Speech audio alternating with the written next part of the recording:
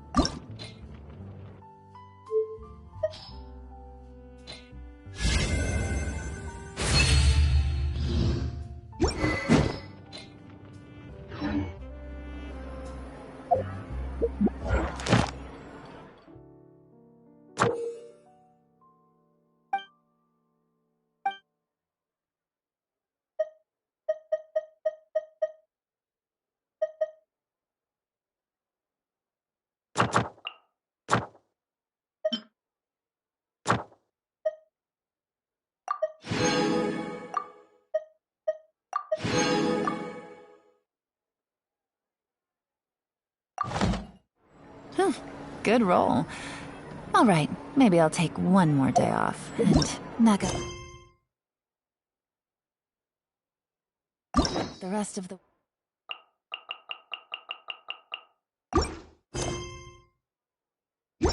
work once I'm feeling up to it.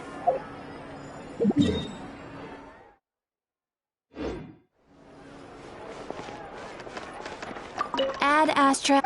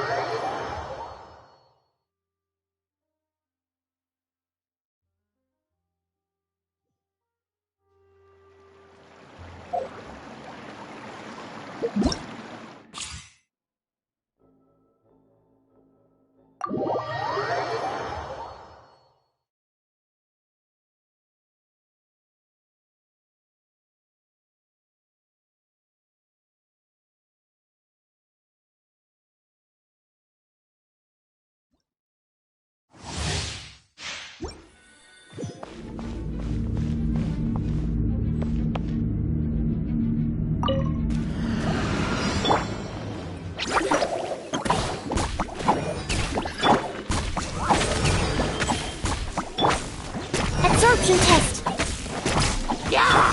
Silence! The tides beckon.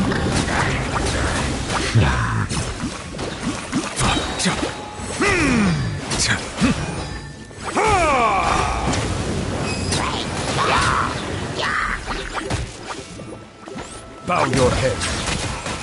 Ready,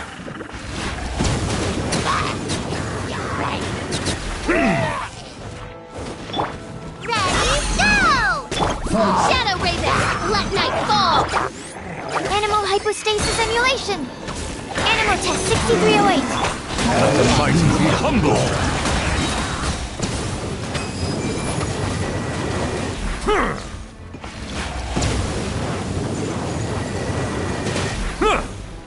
Settle down!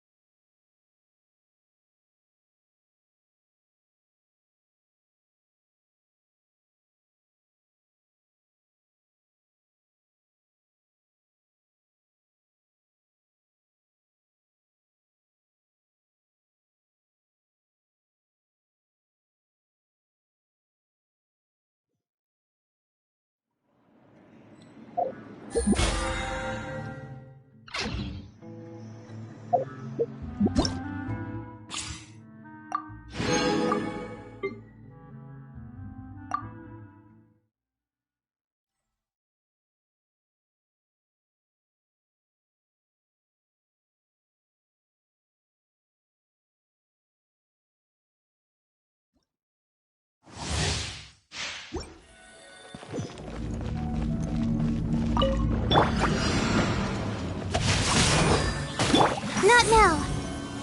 Boba, get them!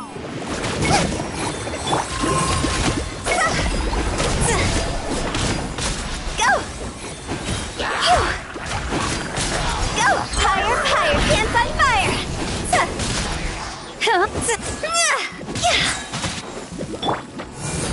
Cole, mine's at the map. Ring cutter! Huh?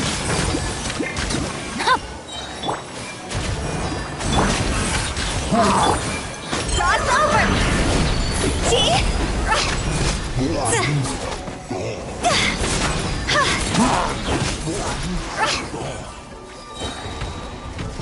Don't be scared. The night is cold. Time to go!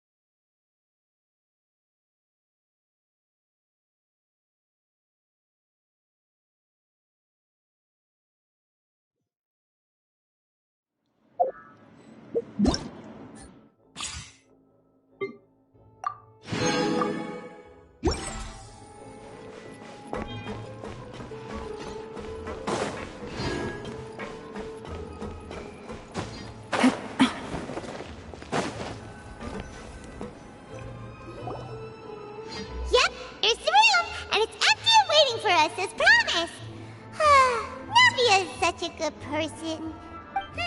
Now that the serial disappearances case has been solved, no one's going to come after us for anything. Even without Silver standing guard, we can just completely relax. Why don't we stay and rest up here for a while? Even machines in Fontaine need to stop and recharge now and then. Oh, come on! This place isn't that bad. Besides, how often do we get to stay in an actual base?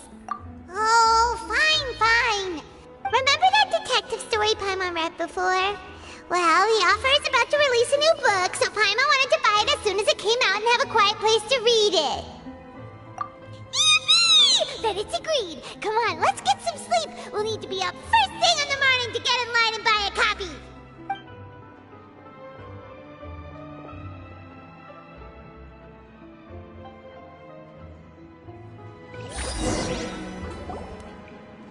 Paimon didn't expect that style at all.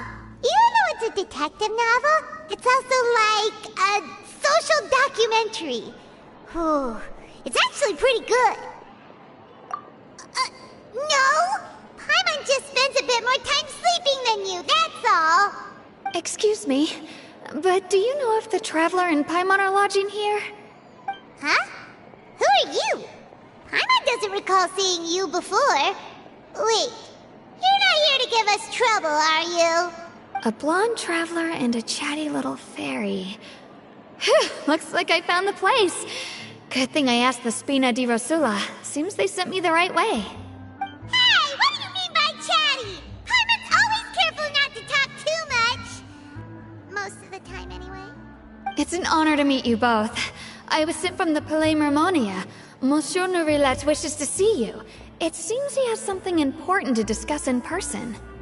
Nourillet? He wants to see us again already? Huh. We talked so much the last time we met. Has something happened since then? I am not privy to the details. It would be best if you came to the Palais Mermonia and asked Monsieur Nourillet in person. If you say so, but Paimon has a bad feeling about this. Now that I've delivered the message, I'll take my leave. Thanks! We haven't left the room for a few days, so we'll head over once we've freshened up a bit.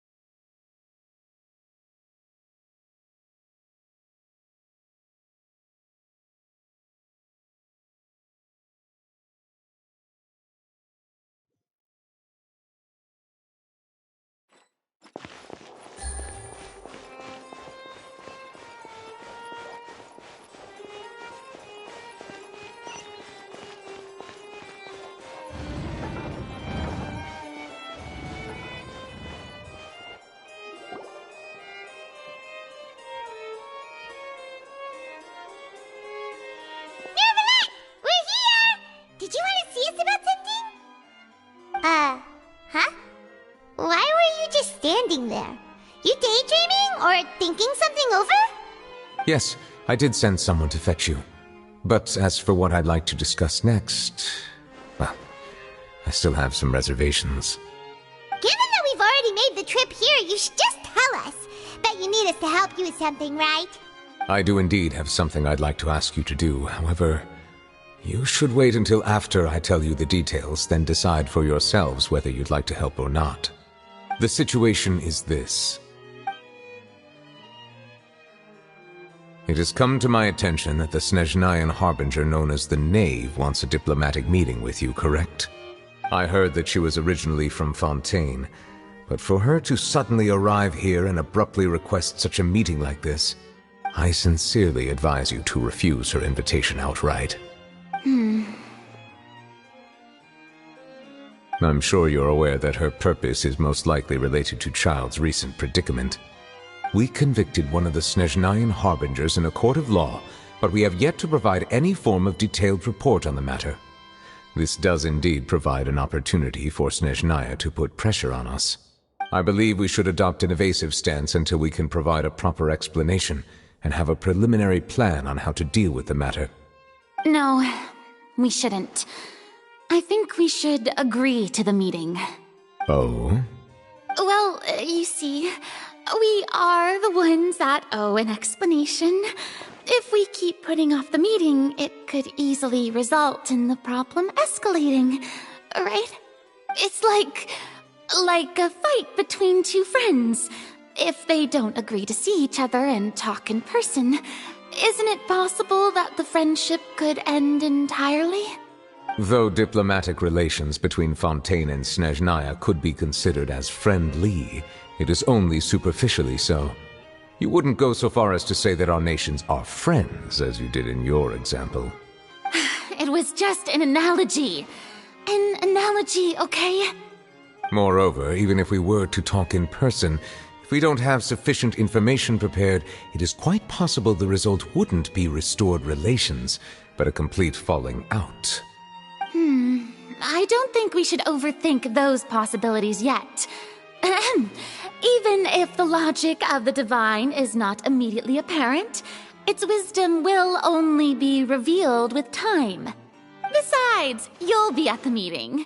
If any problems do pop up, you'll have no problem navigating them. I must clarify that interacting and communicating with people outside of court is not my cup of tea. It seems you think too much of me. But more importantly, when did I agree to join the meeting with you? You mean you won't come? No, that won't do. I can't go to the meeting alone. You have to accompany me. I must take you with me. Lady Farina, could there be something else regarding this matter that is being kept from me? No, not at all. Look, I am the Hydro Archon of Fontaine, Focalor, the god of justice who is loved and adored by many. So I only hope that justice will be served in this matter. Don't overthink it. I'll go find someone to arrange the meeting.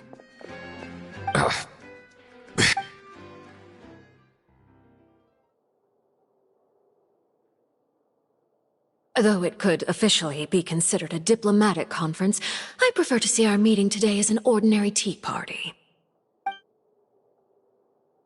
I assume you see it the same way, Miss Farina?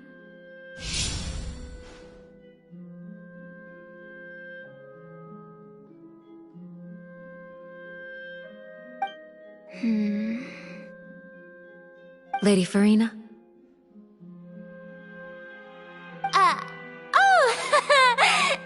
Yes, that's right. Just like you said, a tea party. I should thank you for providing the pastries. They look delectable.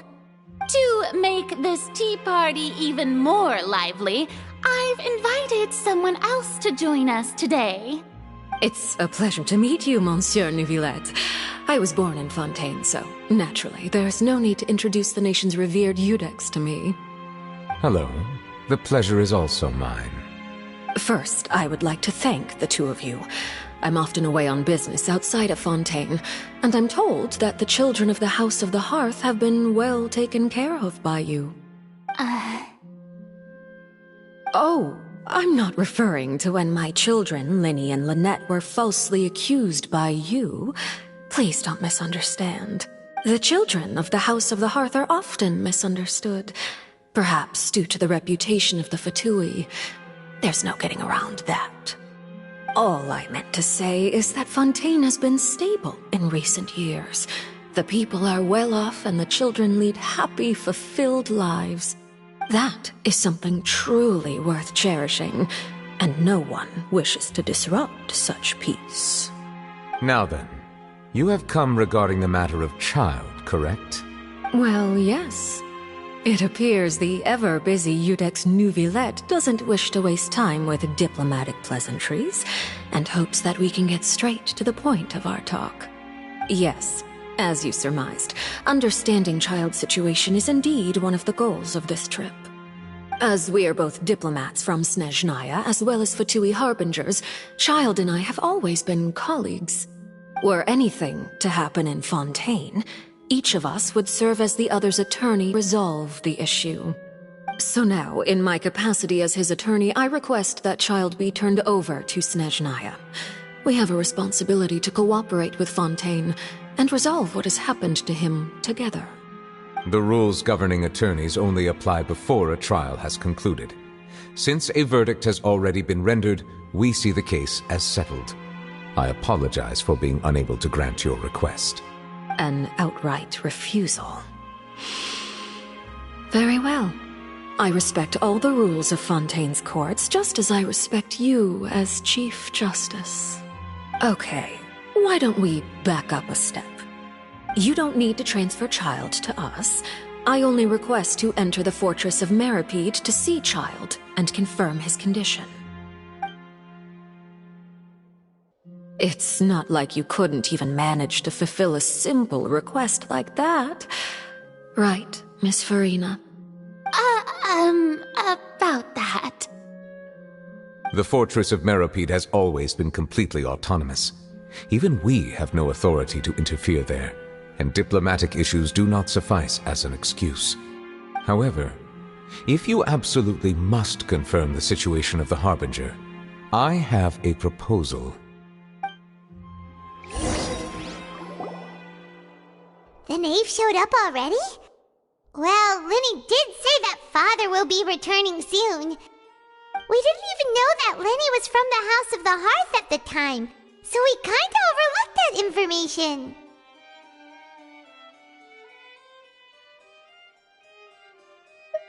Yes, thank you for your kind advice.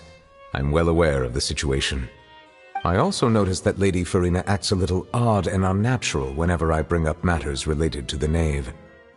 Could the knave be threatening Lady Farina or something? If that were the case, then why wouldn't Lady Farina inform me?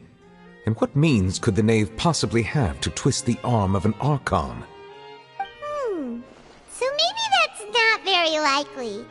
Even though Farina can act a little weird at times, she's still an Archon. In reality, this problem is even more thorny than it appears. According to reports from the fortress of Meropide, Child recently disappeared under mysterious circumstances. The details are still unclear. We cannot rule out an escape, but there have also been no reports of him outside of the fortress of Meropide. Special guards oversee the fortress, and its internal systems are extensive. Combined with the special characteristics of the surrounding terrain, an escape should not be possible. I suspect that there's something else behind Child's disappearance. I was only willing to share this information with you because you are friends of Child, and it is my duty to see justice done. So this is what you wanted to see us about before? Yes. I would like you to go to the fortress of Meropide and investigate Child's disappearance. This was my proposal during our meeting with the knave. Rather than allowing her to intervene, I offered to send someone to find out about Child's situation and report back to her in detail. The knave did not seem satisfied by my proposal, but she still agreed to go along with it for the time being.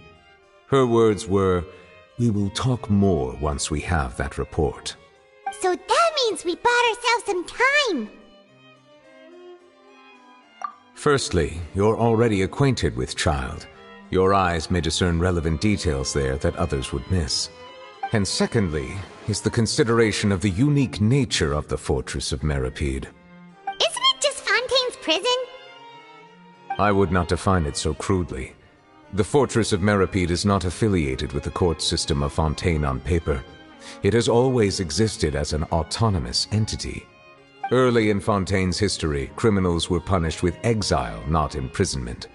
Even today, sentences against convicted criminals still include exile, just as before. The fortress of Meropide may seem like a prison, but it should in fact be regarded as a gathering place for exiles. All we do is dispatch guards to keep watch and help maintain security, but we have no right to get involved with any other matters. Although I do have a personal relationship with the administrator there, neither myself nor the courts have the right to be directly involved with the investigation, no matter how serious the grounds. Oh, Paimon gets it now! That's why you need us to conduct our own investigation as a third party, right? Correct. I will arrange false charges against you so that you may secretly investigate inside the fortress during your detention. This will save us a lot of unnecessary trouble. So, are you two willing to accept my proposal?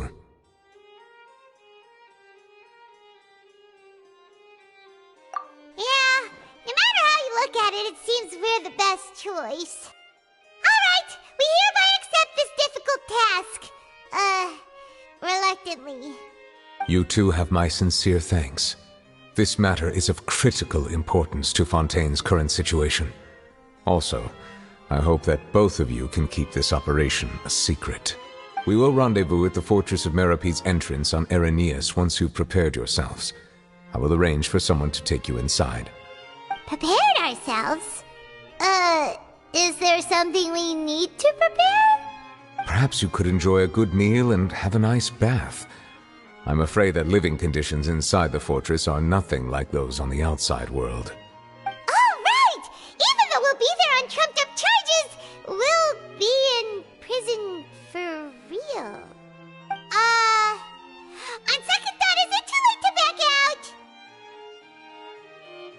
Please do not worry.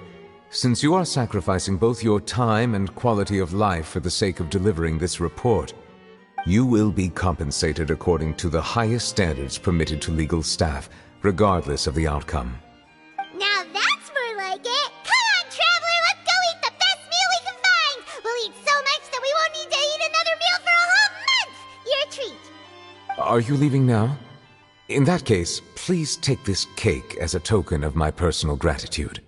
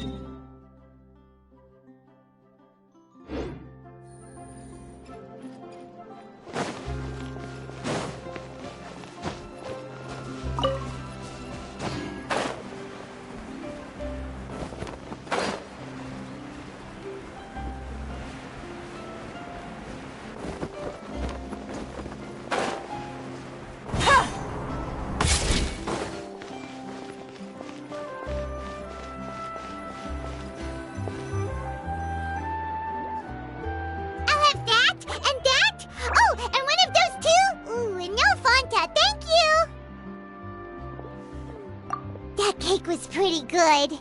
But as soon as Paimon remembered that we were about to go to prison, Paimon's stomach suddenly became completely empty. Now that Paimon thinks about it, we've always been super careful ever since we arrived in Fontaine, just to avoid breaking any strange laws here. But here we are, about to willingly send ourselves off to the fortress of Meropide. Maybe this is what they call fate. Let's just try our best to investigate everything quickly once we get there.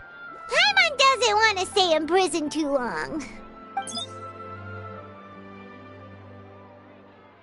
Oh, what is that I hear? Is it the taste of a breaking story? Hey! You can't hear a taste! And what are you doing here, Charlotte? Oh, don't remind me. I invited an eyewitness to a case to eat here, and I was planning to get some great material out of him. But he didn't even show up. Calm down, calm down. This is nothing new. As a journalist, you should be used to this by now. As long as you can score some juicy tidbits from the Traveler, you might still be able to recover the cost of the meal. You know we can still hear you, Charlotte.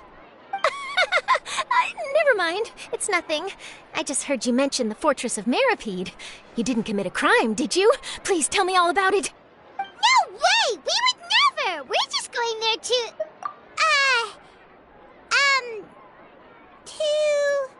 Oh no, Paimon almost forgot that Neuvillette told us to keep it a secret!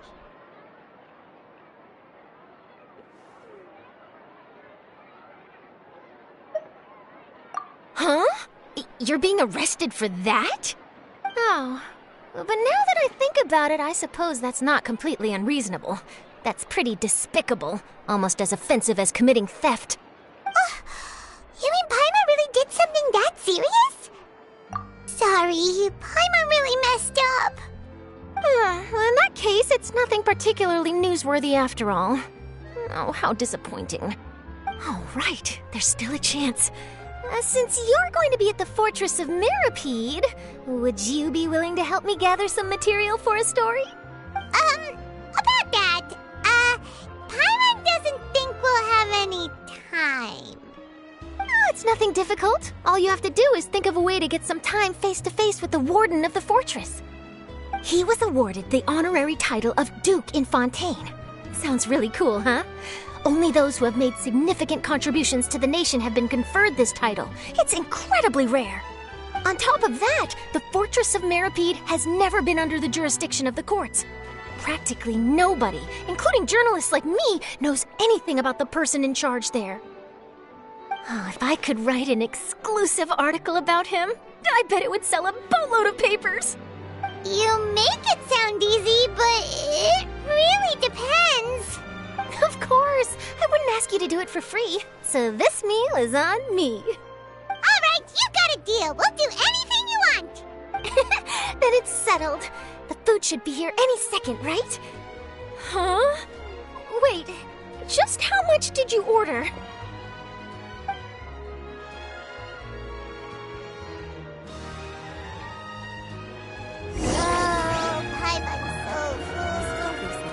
Well, guess we have nothing to regret now, so let's get going.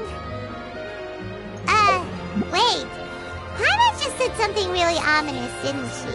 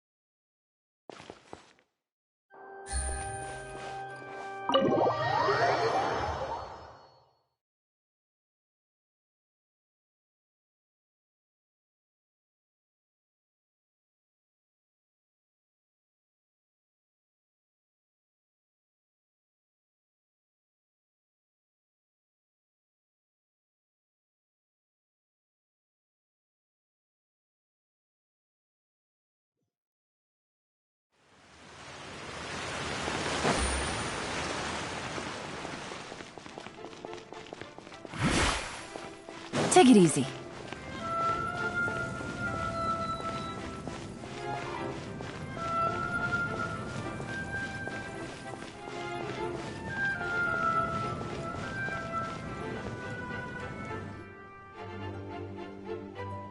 All right, Nervalek, we're ready. Is this where the entrance is?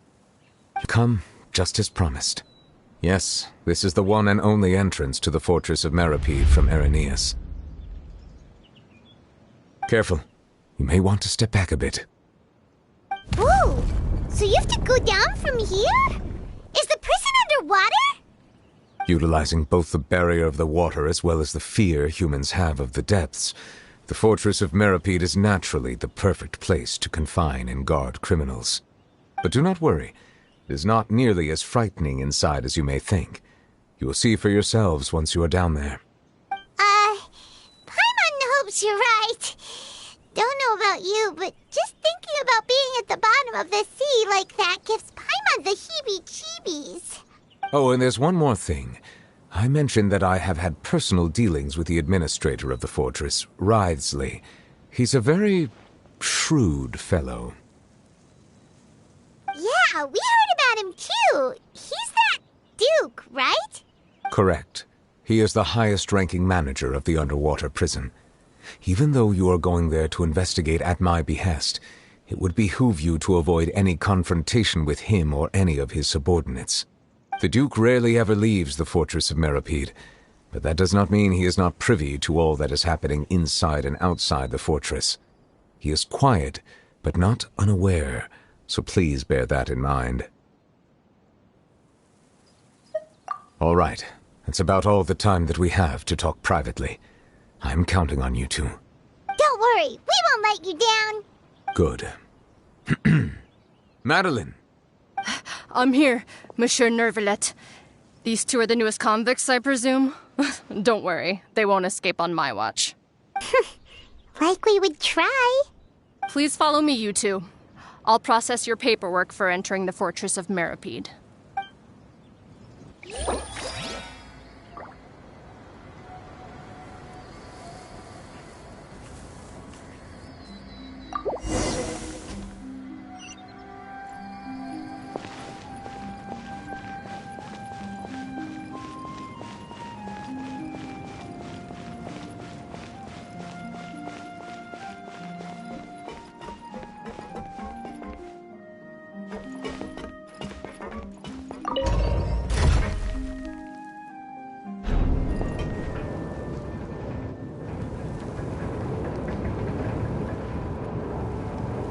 Are we already underwater now? Huh. So this is what it feels like to be a criminal in Fontaine. You two seem to be taking this pretty well. It's rare to see convicts in such a good mood.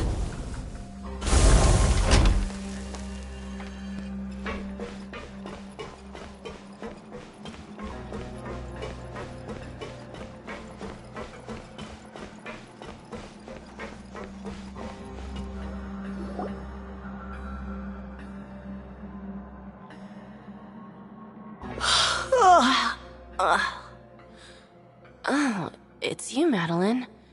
Why'd they make you make the trip down here today?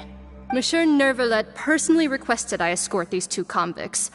I suppose he was concerned others might not be up to the task. Well now, aren't you the lucky one? Must be nice to be on good terms with the big shots like the Chief Justice.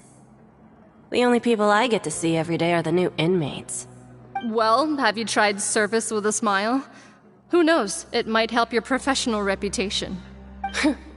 Yeah, right. As if. Every criminal comes through here looking miserable. How can I smile with such a toxic work environment? And even if I did smile at them, the convicts would probably just think that I'm some freak getting some kind of twisted enjoyment from their pain. Oh, she's got a point. Well, I've finished transferring you. You two will register here, and Marette will guide you through the remaining procedures. Yep, I'll take it from here. You head on back to that bright and sunny world above. Okay, let me see. You are the Traveler and Paimon, correct? That would be us! Let me confirm your charges and sentence. Let's see. You two are charged with eating a cake specially prepared for the Archon by a Snezhnayan envoy without the Archon's permission, thereby incapacitating the political center of Fontaine for a brief period. Sentence: 45 days? Huh? Wait, you mean the cake that Nervalet gave us was... Just looking at the charges, it seems you two are capable of causing some serious trouble. And considering how fond Lady Furina is of sweets, this crime is tantamount to trying to assassinate the Hydro Archon herself. Now I've seen everything. Anyway, we still need to finish processing you before you can enter the Fortress of Meripede. Please stand in front of the board over there. I'll take your mugshots with my camera. Oh, all right. But be sure to catch Paimon's good side.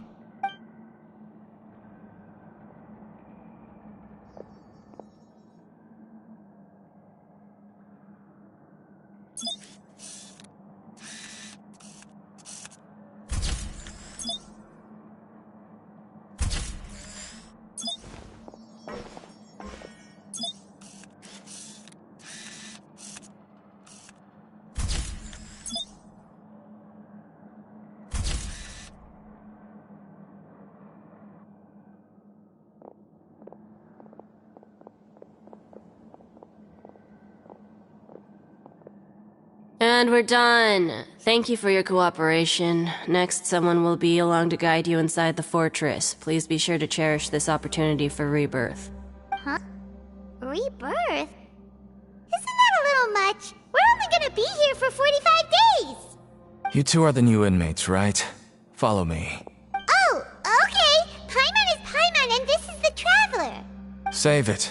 Not like I'll remember your names. Move it.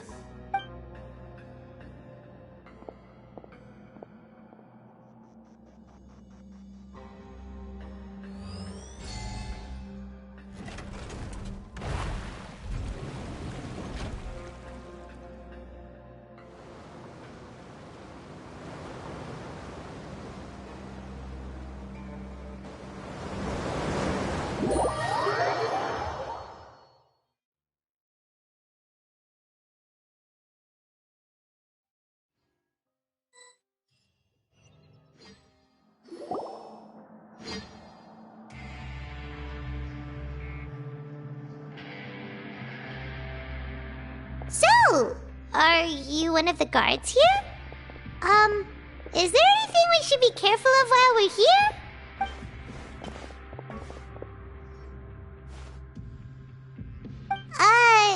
Did Paimon already ask something she wasn't supposed to? Why should I tell you anything? What's in it for me?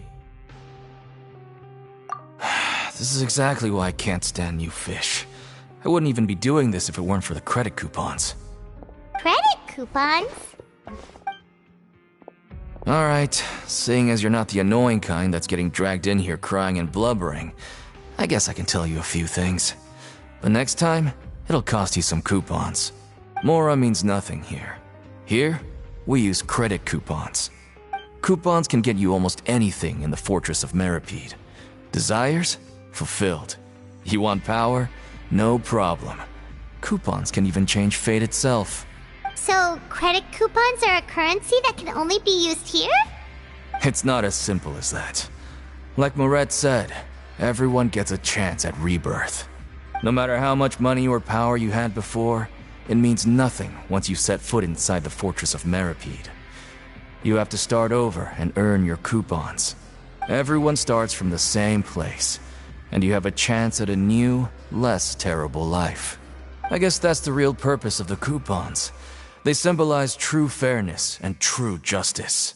And this is also exactly why so many criminals choose not to return to the outside world, even after they've served their sentence.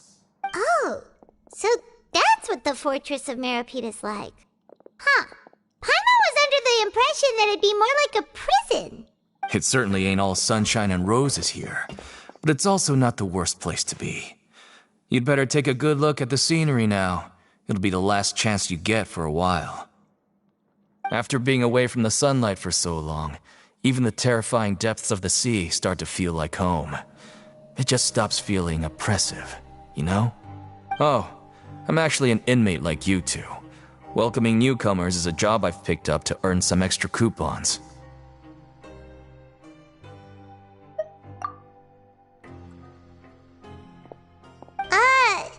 Why aren't you answering us again? I've told you enough for free. Any more info is gonna cost you. So all you care about is Mora! Wait, no. Coupons? Almost there. It's down through here. Your turn to give it a try.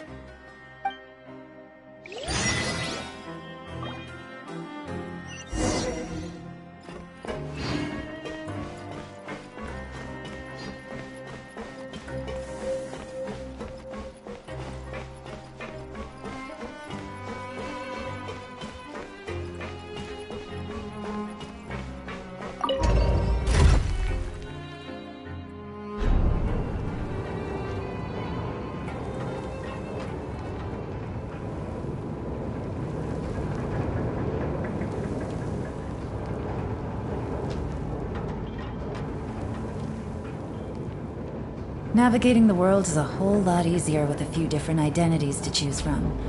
So, we're going even deeper now? Just how deep down are we? It's like a metaphor for your previous life, isn't it? Our lives weren't that bad.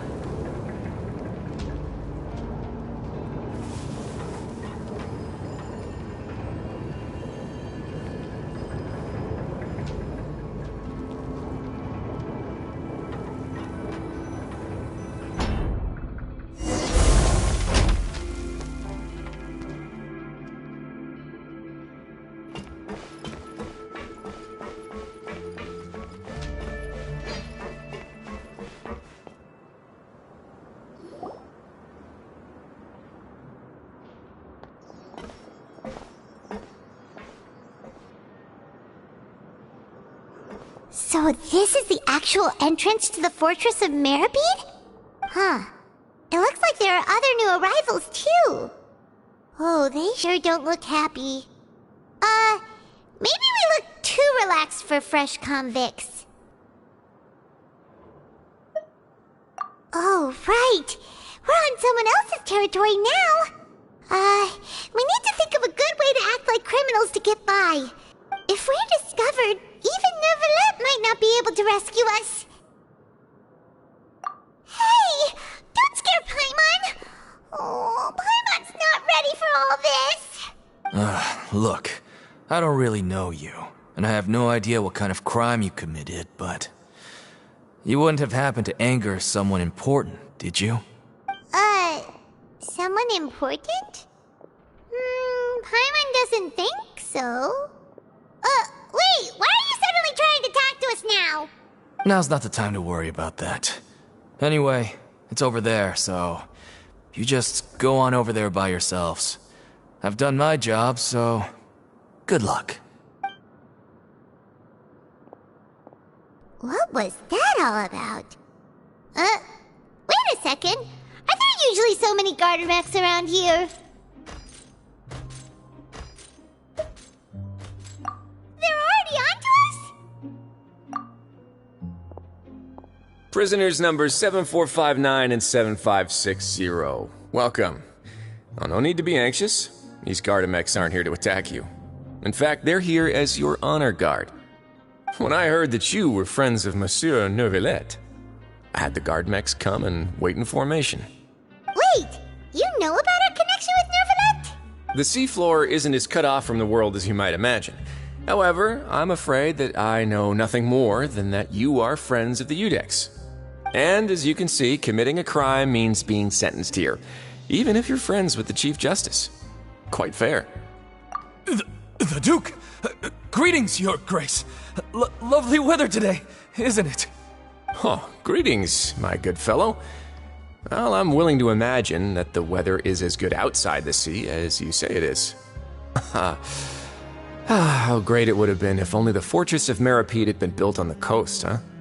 It would have been so convenient to enjoy a nice chat in the sunshine. My profuse apologies.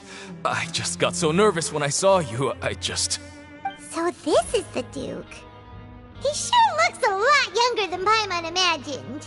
The Traveler and Paimon, correct? Mr. Deacon here was responsible for your welcome. I trust you were satisfied with his guidance?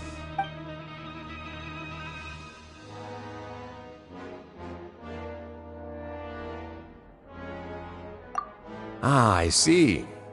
In that case, I regret to announce that Deacon here has just missed the best opportunity in his prison career to be promoted.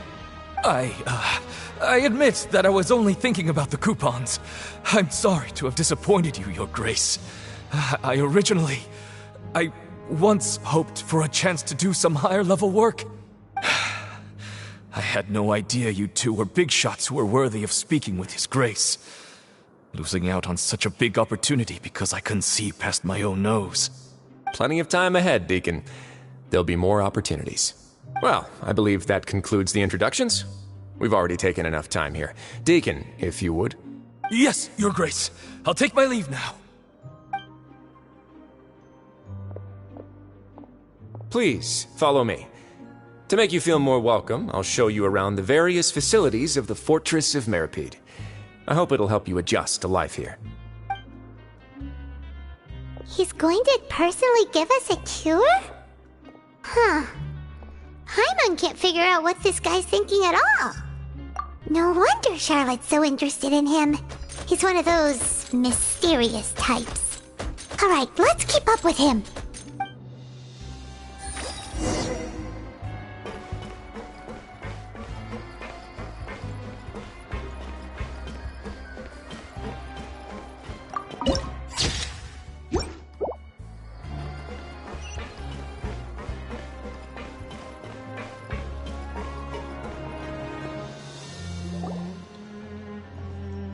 There's no need to be so reserved. The label of criminal is nothing but one of many identities, and being criminally inclined here at the fortress is just one of many ways to survive. Is it really okay criminals, you know. What if we're too difficult to handle? Well, then maybe you'll be able to carve out a name and a place for yourselves in this underwater world, But before you go in swinging, please remember that in the Fortress of Meripede, it's better to not cause trouble for yourself or for the guards. Now, we've arrived at a very important place, the Coupon Cafeteria. You can come here and claim one welfare meal each day. Welfare meal? You mean it doesn't cost anything? That's right. Criminals are essential to Fortress operations, so we must guarantee that they at least have the basic means to survive. But that's not how it was. Back in the day, it cost your reward coupons just to get a cup of water here. For fish like you who just arrived with nothing, you'd have to go to work hungry until you earned enough coupons to eat. It was only after His Grace became the administrator that we got the free meal rule. Now everyone gets a square meal every day, even no-good slackers who've never picked up a wrench in their whole lives. Nobody starves to death here. In the Fortress of Meripede, credit coupons are the only currency, and everything must be purchased. In some sense, you could say using the coupons is a form of trade. But trade is always conducted by people. So if we want trade here to prosper, we need everyone to work hard and live their lives. If nobody could even afford a meal, then the whole fortress would be up in arms. And that would only make things more difficult for me. So, rather than saying that we're giving everyone a free meal here, you should say that everyone's hard work has improved the living conditions in the Fortress of Meripede. Your Grace's reasoning is correct, but what I said is also true. Whatever the case, hard work is rewarded here. You'd be hard-pressed to find anywhere else as fair and reasonable. Right! Paimon sees your point. By that logic, this place doesn't seem so bad after all. Oh, wait, no. We shouldn't drop our guard so quickly. But it seems the inmates really respect the Duke because of his attitude, right? We should still try to verify the truth with our own eyes. Let's continue this way.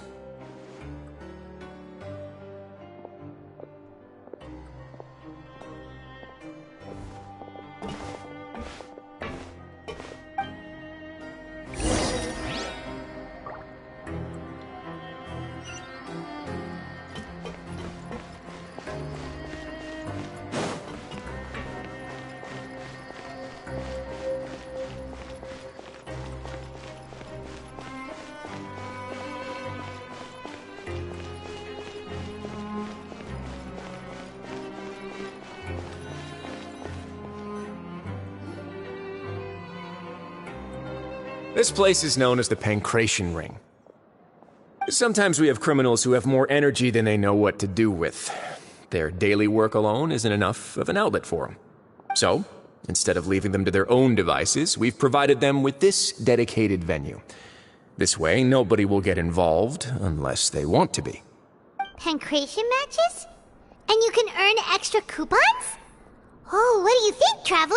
Interested? But I must warn you that your sentence will be extended if you fail to restrain yourself and end up seriously injuring or killing your opponent. So, did you set this place up too? No, actually. I just granted approval for the organizer to use this area to build the ring, and I collect a portion of the proceeds in return. Of course, the fees are also quite useful. Oh. Do you mind if we ask what they're used for? Sure. Ensuring personal safety, maintaining the arena, and resolving any conflicts that arise. Why? Are you interested in how to manage a pancration ring? Oh, no. Paimon was just wondering if that's how you paid for everyone's welfare meals. A reasonable guess. I see you have a talent for entrepreneurship. Oh, you hear that? Paimon has a talent! So we can start a business here? That is something you can discuss between yourselves later. Let's move on for now.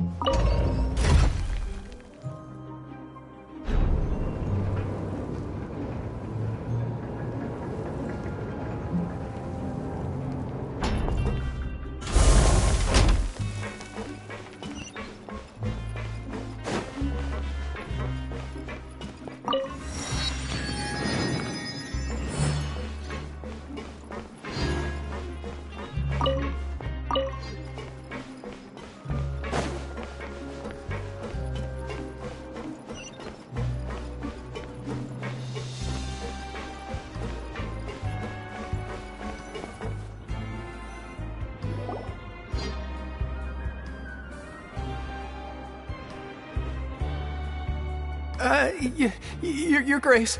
Good morning. I mean, good afternoon. No, wait, what time is it again? What time indeed? Time waits for no one, so it's best to keep an eye on it. My apologies, Your Grace. Jeez, that guy's so nervous he almost forgot to breathe. Sorry, forgive my manners. These are the dormitories, which is where inmates sleep.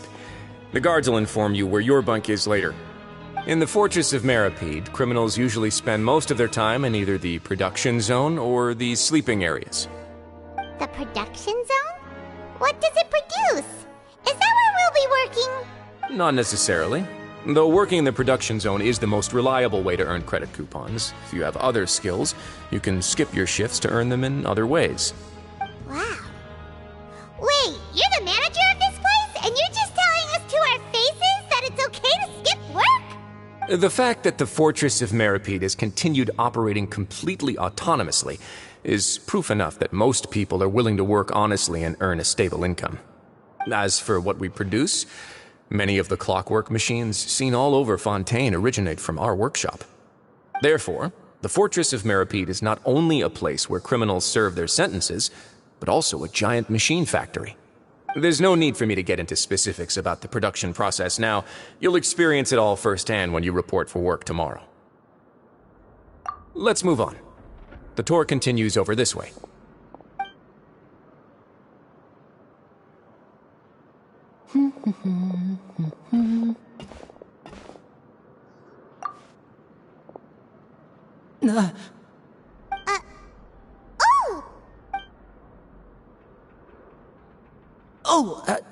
You really scared me there.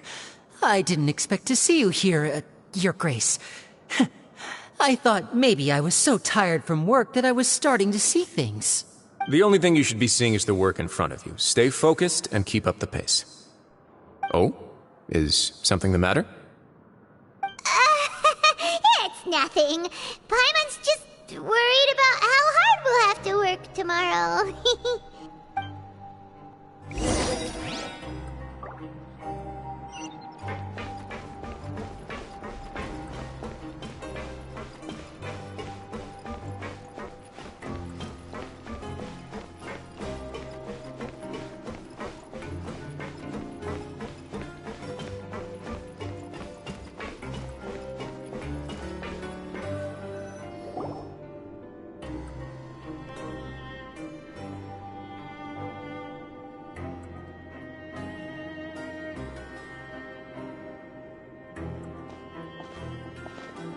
Your Grace?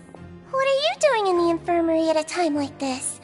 Oh no, you didn't injure yourself, did you? Not yet, unfortunately for you. But thank you for your concern, Sigewin. Oh, then you must be here for those two. Allow me to introduce you. This is the infirmary, and Sigewin here is the Fortress of Meripede's head nurse. Hello, new faces. They call me the head nurse, but I actually handle all the nurse-related work all by myself down here. Since you seem to have some rare downtime with no patients, perhaps you could find the time to join us for dinner? Oh, then these two must be some important convicts. Sure, I'll join the welcome party. Thank you. Your presence will be the pièce de résistance for today's tour. Oh, so the tour part is over now? I believe I've already covered the primary aspects of life here in the fortress. As for your work, there'll be someone else to guide you through the details. Is there anything else? I seldom conduct tours, so why don't you just ask if you have any questions? Well, this is our first time here. Paimon's not sure what to ask. Then let's head back to the coupon cafeteria. Maybe a meal will help you think up some questions. You should at least try to be excited. Our free meals are actually pretty good here.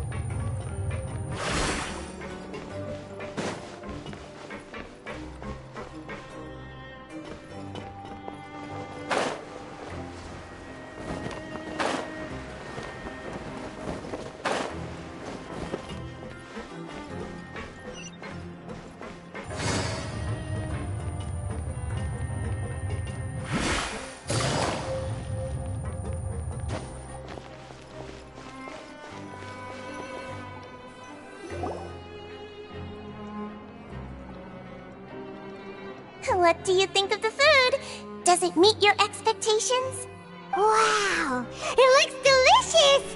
Neverlet made it sound like living conditions in the Fortress of Meripede wasn't very good. Who would have guessed that criminals get to eat tasty food like this every day? Oh, isn't that the meal box that only super lucky people manage to draw? Seems like you two are quite fortunate. It actually has nothing to do with luck in this case.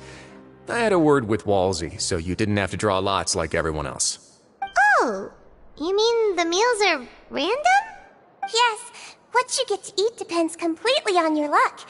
You could say that it's a distasteful little game that Chef Walsey likes to play here in the cafeteria.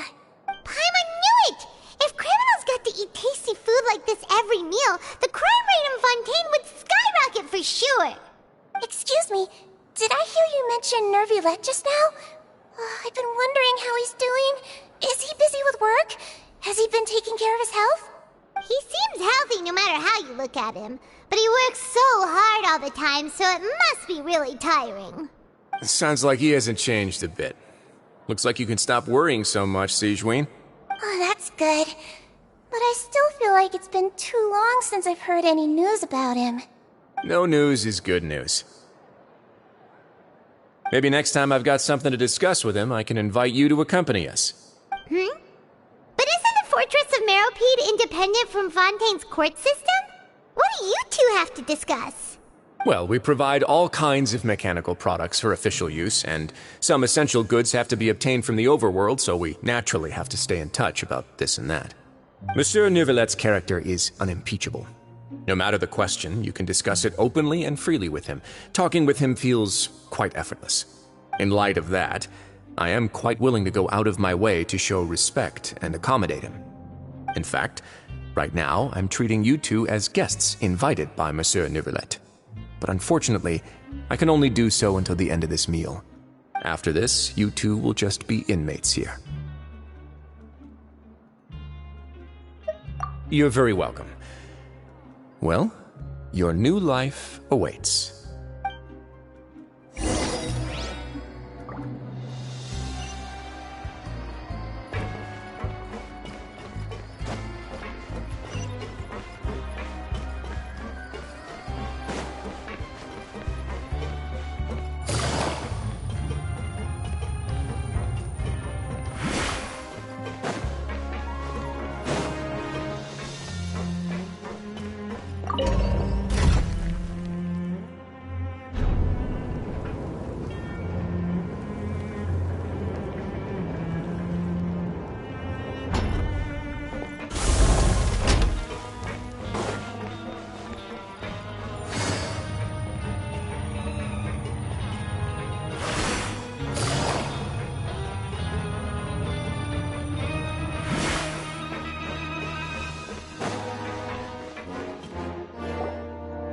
Traveler and Paimon, right? Listen up. As new inmates, the only thing you need to worry about is what to do and when to do it. Don't make any extra trouble for yourself. Your bunks are right over there. Follow me.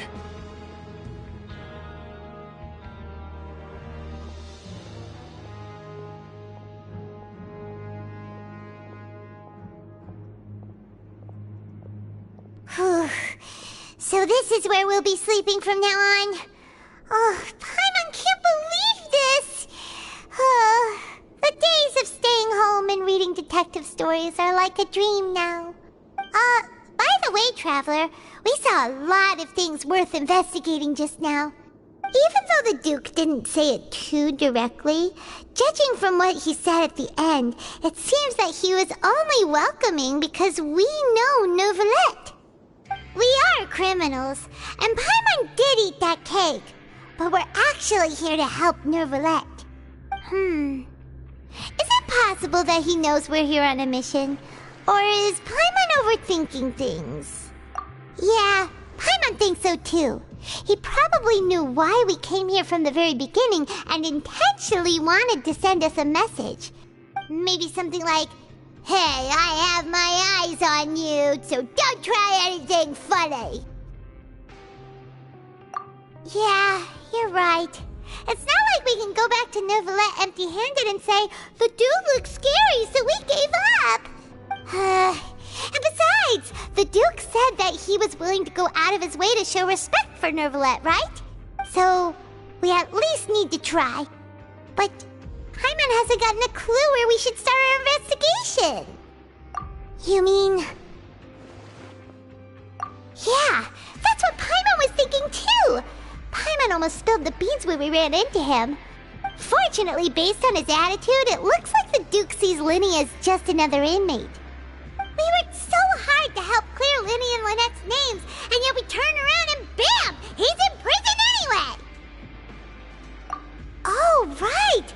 Linny and Lynette are from the House of the Hearth. They work for the Knave, so they could be here to investigate too! Huh? Oh, it's a card! Paimon didn't notice it earlier. It looks like a magician's prop. Lenny must have left it here. He's in prison and still doing his little tricks, huh? Let Paimon have a look. It was nice to bump into you again. Let's catch up in the production zone tomorrow. What in the world? It's written like he's greeting a buddy on the street. Paimon thought he'd write something important. If you say so, we can ask him what's going on tomorrow. Let's get some rest now.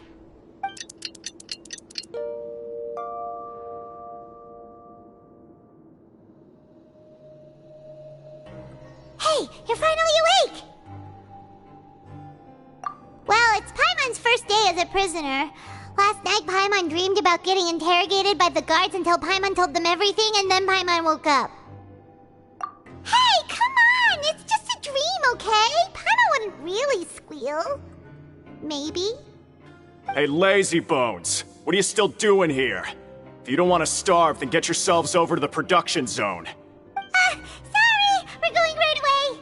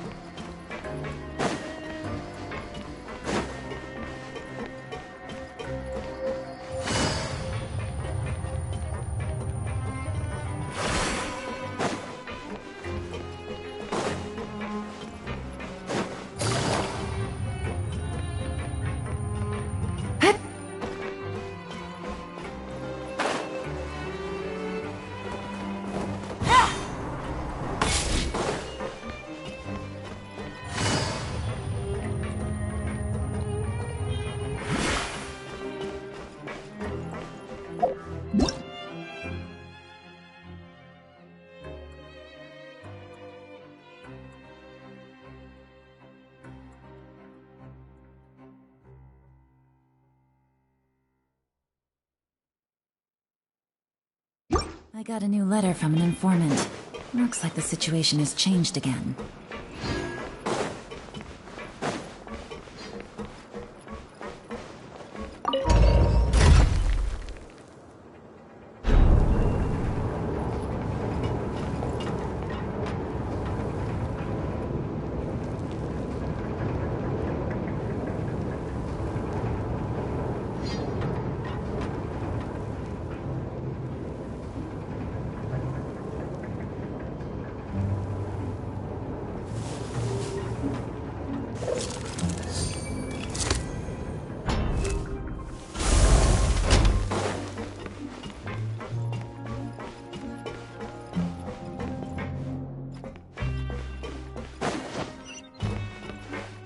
Take it easy.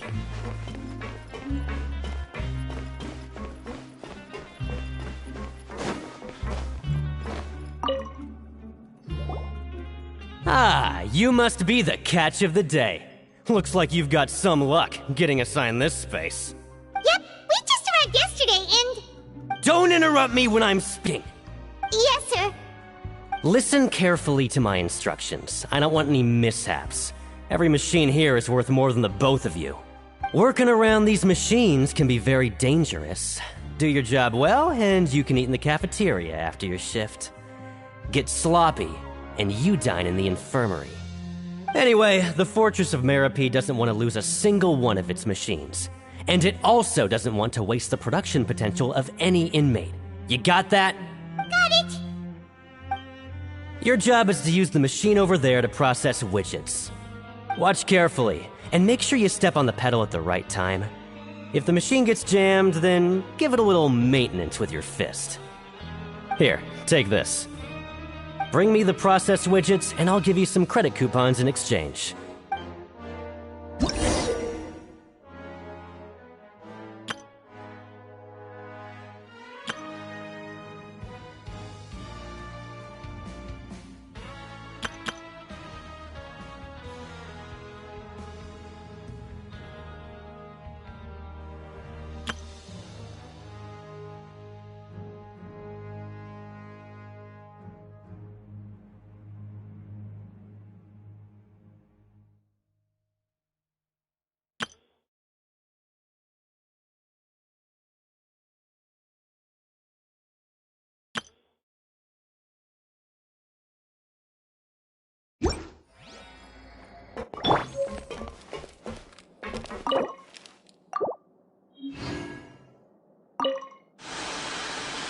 Once the widget is hot enough to glow, jump to step on the pedal and hit the...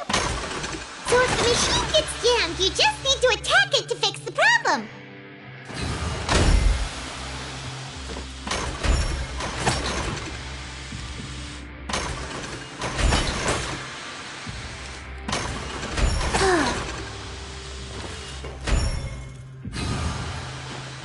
Okay, you got this! Great! Now we can report back to the foreman and give him the processed widgets! Huh. This one is tolerable. Though since the processing is done by machine, the product is all pretty much the same anyway. Alright, I'll pass you for now. And we'll count up how many credit coupons you've earned.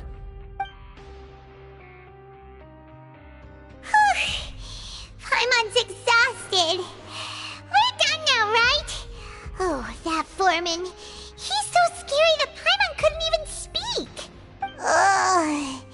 Even though Paimon's starving and wants to head straight to the coupon cafeteria, we still need to meet Lenny first, right? He probably just finished up his work, too. He should be around here somewhere.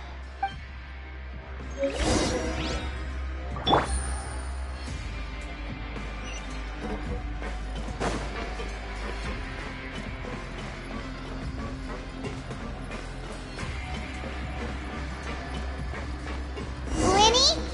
Mr. Magician? Where are you? Oh, this had better not be some disappearing act. He doesn't seem to be around here. Let's try looking somewhere else.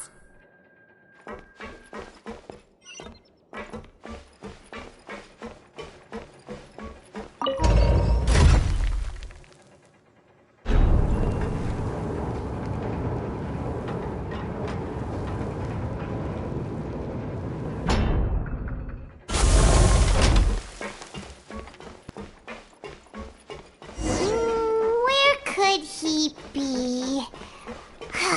Did he decide to slack off and sleep the day away?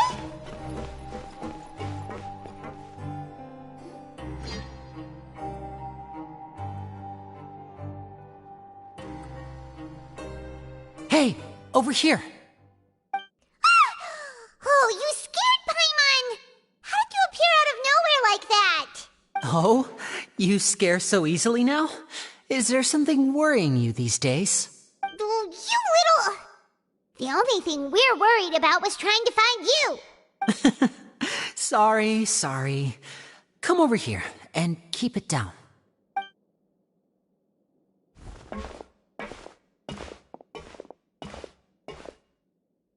Oh, Lynette! You're here too! You two really are inseparable. That's right. My brother simply can't stand to be away from me. It's not just Lynette. Fremine is also here. Do you still remember him? Oh, you mean that diver from the House of the Hearth, right? Pyro remembers seeing him in the Court of Fontaine before. Now hurry up and tell us, how did you end up as criminals this time? We fought so hard at court to prove you were innocent, but now it looks like our incredible court battle was for nothing! Sadly, even the teeniest of things can land you in prison these days. I put together a street performance and used the popularity we gained from the Opera House incident to attract a big crowd. And then? Next, I invited several audience members to participate in the show. And then, with the entire audience watching, their wallet suddenly disappeared. My brother was charged with theft, and I was charged as his accomplice, having assisted him in his crime. It really isn't that bad. The missing wallets are all in the leftmost drawer of the Maison Gardiennage's big filing cabinet. We just need to see how long it takes to discover them. Yep, we should be released then. In terms of the magic trick itself, I think the performance went perfectly. Leave it to Lenny to magic himself into prison. Indeed. Last time I hid my identity from you, I promised that I'd tell you absolutely everything if you were angry about it. No more secrets. So I don't plan on keeping anything from you this time either. At the moment, the House of the Hearth's interests don't conflict with yours at all. We were instructed by the father of our house, the Knave, to come here and conduct an investigation. Told you so! See? Paimon guessed right. As for what we're investigating, perhaps you haven't heard, but the fortress of Meropide hides a secret. Some even say that the entire fortress exists just to protect it. The House of the Hearth has been investigating this for a very long time, trying to uncover its mysteries. But recently, all of our informants, including the ones that had infiltrated the guards, suddenly vanished and have not been heard from since. We believe that this is a direct provocation, and it's the reason why we came here. Father has somehow managed to confirm that Focalors does not have Fontaine's Gnosis. Huh? How did she manage to learn information that important? Father has her ways. Many of them are beyond our imagination, and we've never had the chance to see her at work. But we trust her conclusions.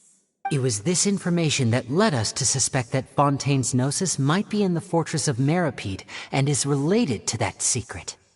So it's all about the Gnosis again. Well, that's about it from our side. How about you two? Did Monsieur Nervillette send you here? Bingo! The Knave has been applying a lot of pressure. She wants to know what happened to Child, so we came here to investigate. Traveler, are we allowed to tell them? You don't need to worry too much about that. She's just asking for a report on Master Child's predicament as a means of pressuring you. Father used this situation as a pretext to negotiate with two high-ranking officials in the court of Fontaine. She actually just wants to be able to make concessions on this matter for gains elsewhere, almost like a bargaining chip. Sometimes you need an excuse to do things you otherwise couldn't. And a harbinger is more valuable than you might imagine. Of course, it's not a complete farce. If we do manage to find out what happened to Master Child too, then diplomatic relations with Fontaine could improve, and Snezhnaya might even be able to adjust its stance a bit. Is it just Paimon, or does it feel like we're the only ones who actually care about Child's situation? The relationship between the Harbingers must be as bad as ever. I wouldn't go that far. Father just has different standards than we do when it comes to what can be sacrificed for an advantage. By the way, I have a suggestion. Why don't we team up? Even though we have different objectives, we're both here to investigate the fortress of Meropide. It would be more efficient for us to work together. As you know, the House of the Hearth has many reasons to seek the Gnosis, but our highest priority remains resolving the prophesized crisis. You can trust us on that. See, I told you. Is that so? Sure enough, it won't be easy to convince them to cooperate with us. Lenny seems to be thinking pretty hard about something. Of course he is. Lenny has been looking forward to a chance to reach an understanding with you ever since last we met. Or, I should say, we were really looking forward to teaming up with you this time. Lynette, just tell them everything, why don't you? It's okay to open up a little.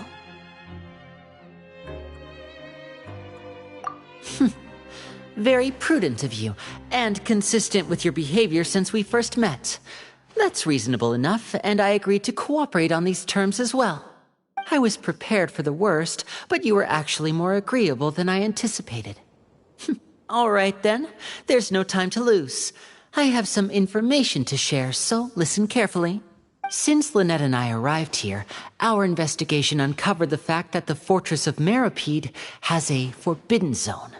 Most people just clammed up and wouldn't talk, but after asking the right questions, we were able to confirm the existence of the forbidden zone from the guards. You should be aware of that while you're investigating. A forbidden zone? Oh, could that be where Child disappeared to? You're right, we'll definitely keep that in mind. Good. That's the most suspicious thing about the fortress that we know of so far. We have a few other unanswered questions, and we'll be investigating those as quickly as we can. Anyway, I hope you find our information useful at least. Oh, look at the time. You two must be hungry. You should go to the coupon cafeteria and get something to eat. I'll use my cards to get in touch with you again in the future. Oh, that's just what Paimon wanted to hear! Paimon's starving after all that work today. We can talk more about the investigation later. Let's go get some grub!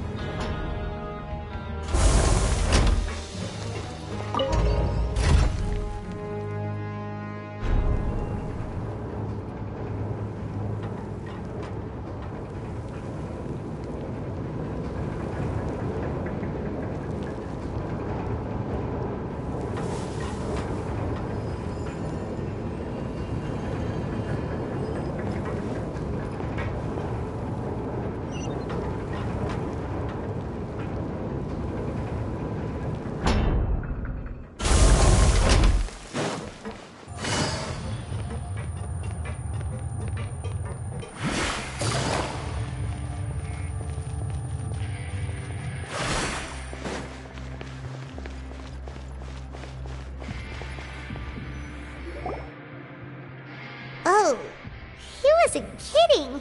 Today's meal is nowhere near as good as last time.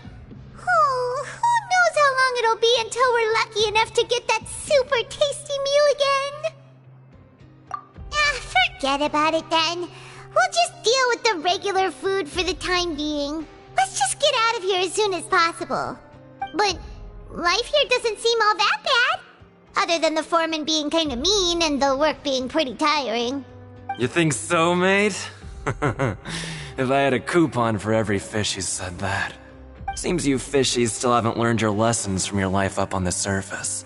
If you take things at face value, then by the time you reach a dead end, you won't even know how you ended up on that road in the first place. I like your attitude. I can let you in on a little something. Everyone's been telling you to just follow the rules and not cause any trouble for yourself. Am I right? But what they don't tell you is that the rules aren't exactly what they pretend to be. The rules for being a prisoner. The truth is, this place has a lot of hidden rules. Huh? Hidden rules? What do you mean? Not everyone knows about those rules, but whether you know them or not, once you break one, you might encounter something even worse than death. Really? Oh, now you're really scaring poor Paimon. Don't joke around like that! Of course. And I'd say that just disappearing would be one of the better outcomes. Oh, you mean that if there really are hidden rules, then Child's disappearance might have something to do with that? In that case, would you tell us some hidden rules? We definitely want to avoid breaking them. Come on, mate. This is valuable information. The difference between life and death. Do you really think you can just ask and I would tell you? Paimon understands, but we don't have many credit coupons yet. Yeah, I know.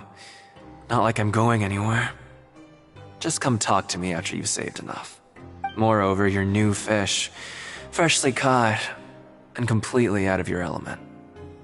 What'd be the point in even telling you anything before you've gotten a handle on your new lives? Come and find me once you've been here longer. I'm usually around the Rag and Bone shop. Just call me V-Doc. Bye-bye now. He left. Just like that. Huh. Do you think he's just trying to scare us into buying information from him? Yeah. It might be a good place to start in our investigation. Hidden rules, huh? But, like he said, we don't have any coupons and we're still not familiar with this place. Oh, there's nothing we can do about it now. Ah, we were so busy talking we almost forgot to eat. Even if it's not the best, it's probably better while it's warm. Come on, dig in before it gets cold.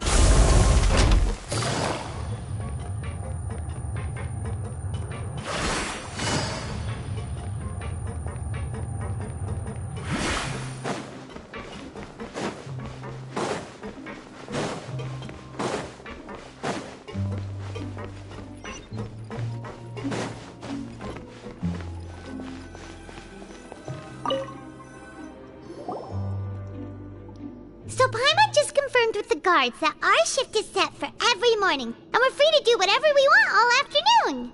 But it seems like most of the other inmates choose to continue working through the afternoon to earn more credit coupons. Oh, and they also said that you can use coupons to skip work in the morning and free up your time. They weren't kidding. Credit coupons really can be used to do anything here. Paimon's so tired. And we'll need to wake up and go to work in the morning. Without any credit coupons, it's not like we can really do anything else. Nighty-night, Traveler. Paimon hopes we can keep making progress on our investigation tomorrow.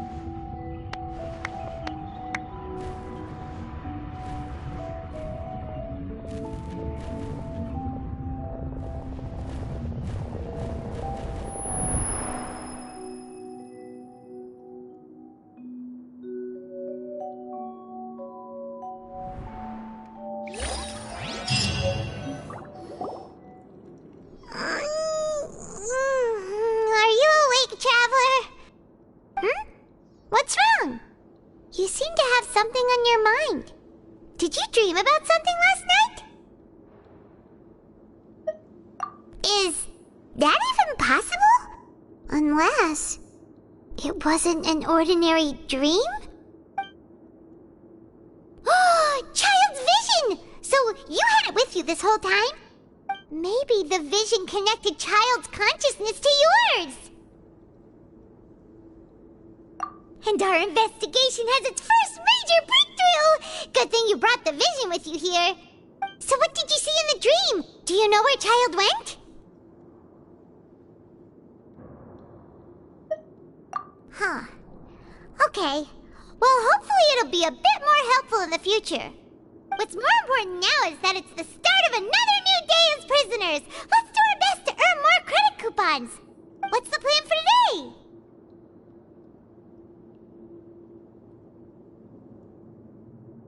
Let's go! It's time to start working. If that guard Fielding catches us skulking about, he's sure to give us an earful.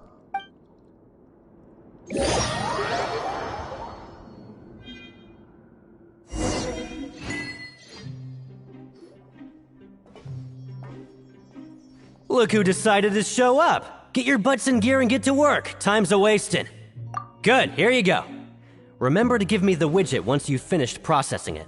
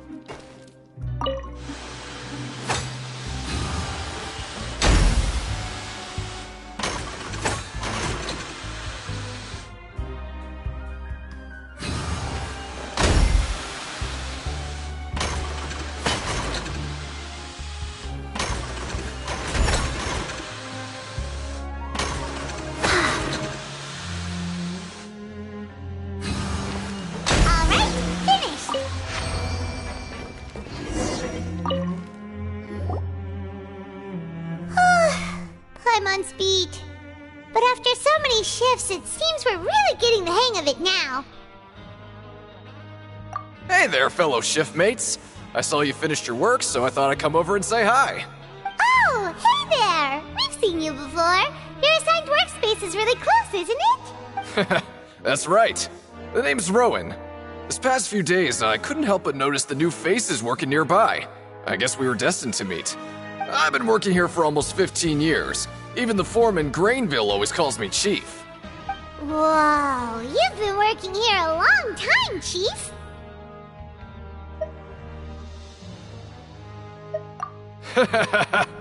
If there's anything you'd like to know, just ask me. I know the work here in the production zone better than the back of my hand. All right, Chief. We'll be sure to come to you first.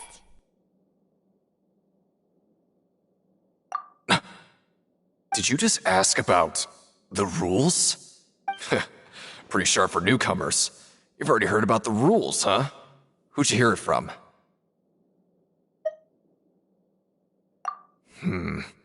Alright. Seeing as I'm the one who came over here, you're already calling me Chief, I guess I can tell you a little. Truth is, you two keep working like this, you might be putting yourselves in danger. Huh? Wait, there's even a rule about that? What would have happened if you never told us about this? Well, it's usually not that easy to break one on accident. The conditions of the hidden rules are usually pretty specific.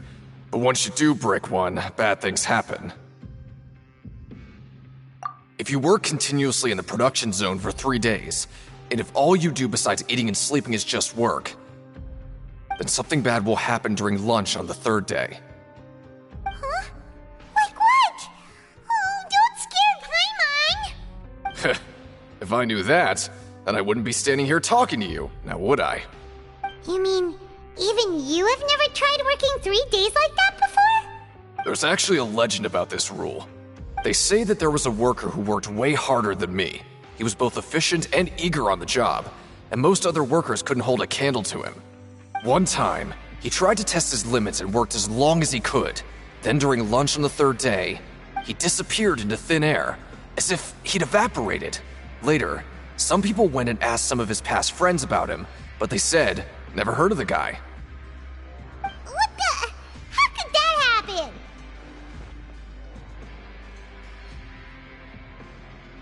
Unfortunately, we were assigned different production zones. I never saw for myself what he looked like.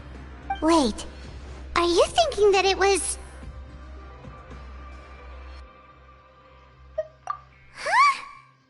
Oh? You... Listen, kid. This ain't the kind of thing you should be curious about. Let me tell you, you're better off forgetting about it and looking after yourself. Now I kind of regret ever telling you. Yeah, I agree with Chief here. Do you really want to try? Alright, if you insist.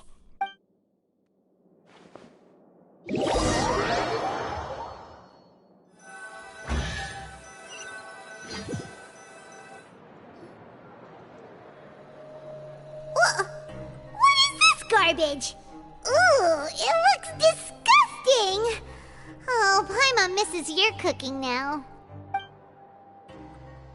What would you like to do this afternoon?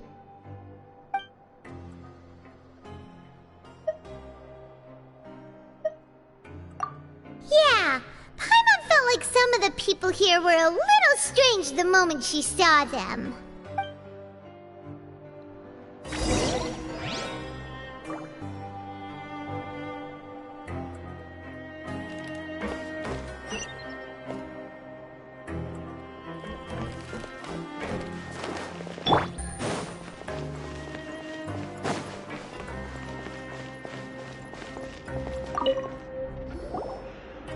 Oh, hello. You two are the ones who were with His Grace. No need to be so nervous. Sorry, I couldn't help but think of His Grace once I saw you, and I... well, it's hard to say. Maybe I am. He's got a very overwhelming presence. It makes me feel like I'm just some insignificant little bug. Wait, seriously? Oh, I'm always indecisive, and I tend to make a mess of things. It's like a reflex. I just instantly start to tense up the moment I see a smart and capable person like His Grace. What? Please, don't say anything like that out loud. How could you possibly think something like that?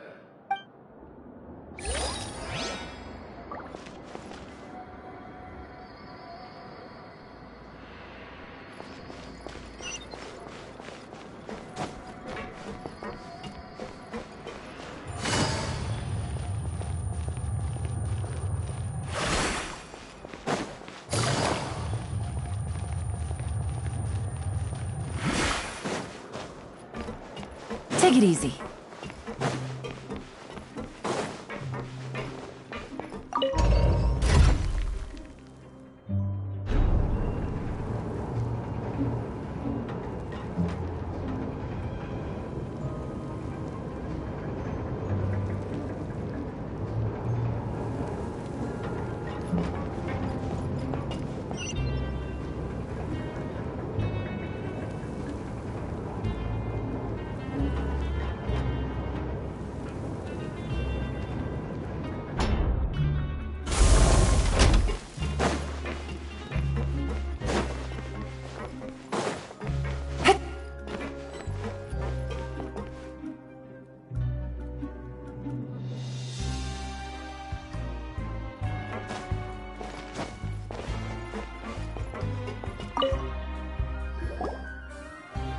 Hey, it's the Traveler and Paimon. No need to tease me, okay? I won't trip on the same step twice. Just like His Grace said, paying attention to every little detail is the key to prosperity. Maybe this is the true meaning of rebirth, not just earning credit coupons.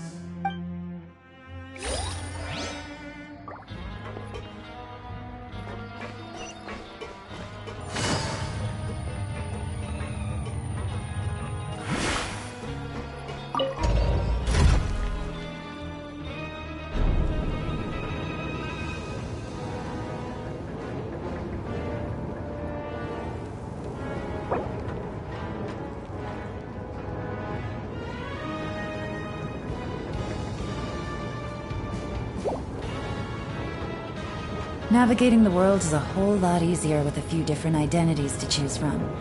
Need me to come up with some for you?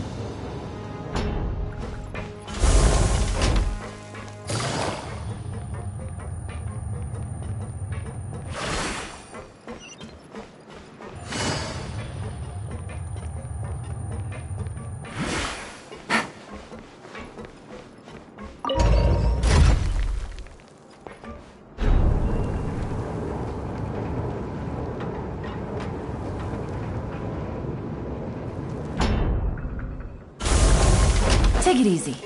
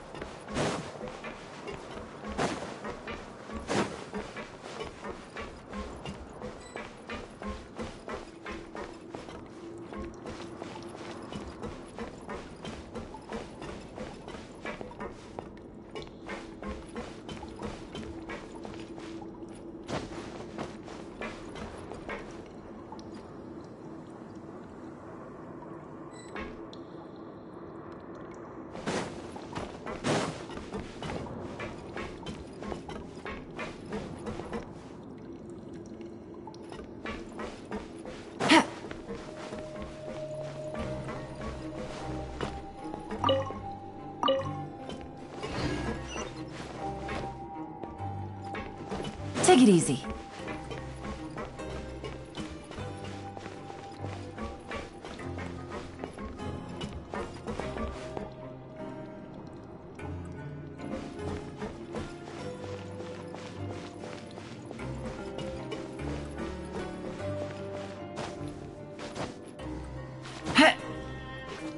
Yeah.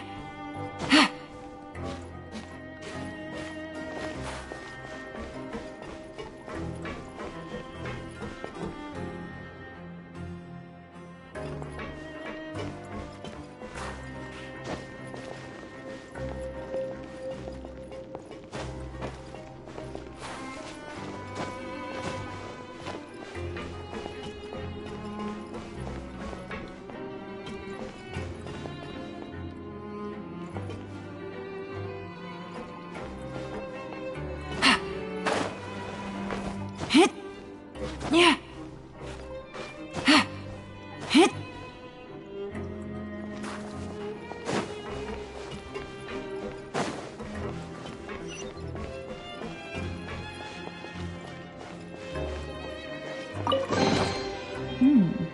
Easy money.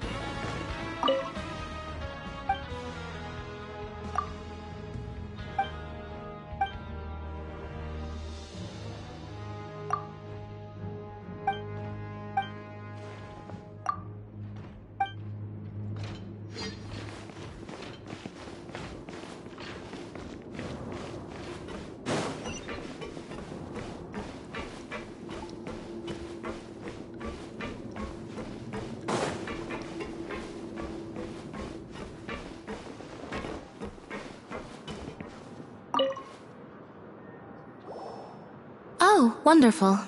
I was worried that you'd be busy trying to earn reward coupons all the time, but it seems like you haven't neglected your investigation work after all. Paimon likes having more coupons, but no one wants to work all the time. Have you also been investigating the area, Lynette? No, I was just slacking off, and you happened to catch me. My brother is still obsessed with anything remotely related to the Forbidden Zone. But knowing him, it won't be long before we get more leads. Oh, before I forget, this is for you. Huh? Credit coupons? Why are you giving us these? I've been here longer than you. Coupons aren't a resource in particularly short supply. What is in short supply are interesting people to talk with. Aw, that's so nice of you, Lynette. We'll be sure to make good use of these coupons then. Thanks a bunch!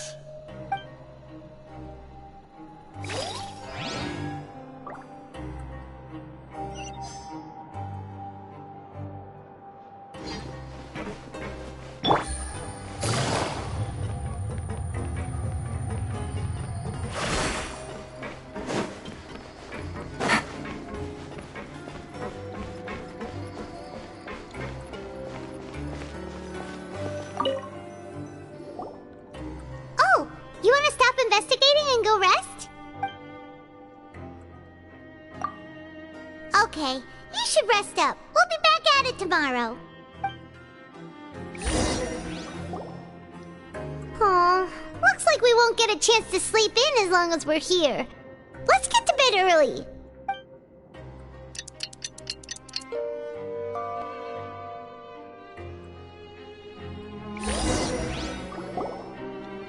Oh, Paimon doesn't want to get up. Paimon still feels completely exhausted from yesterday. What do you have planned for us?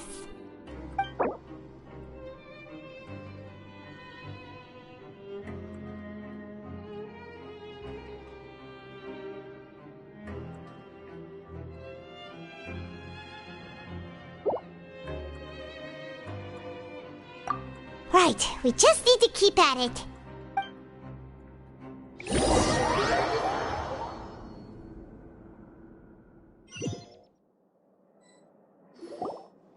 Look who decided to show up! Get your butts in gear and get to work. Time's a-wasting. Oh? What's with suddenly wanting to work so hard? You need coupons that badly? Sure. Let's just say we really want to test our limits.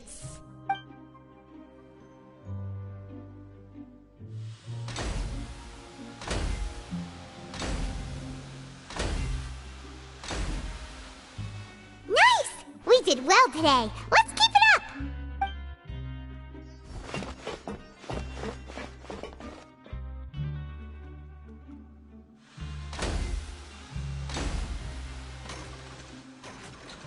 Whew, Paimon's had it.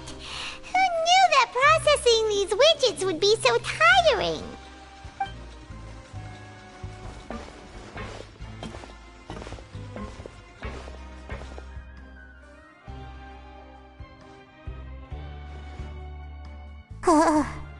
That's it. Paimon doesn't even have the energy to talk anymore. Is it time to eat yet?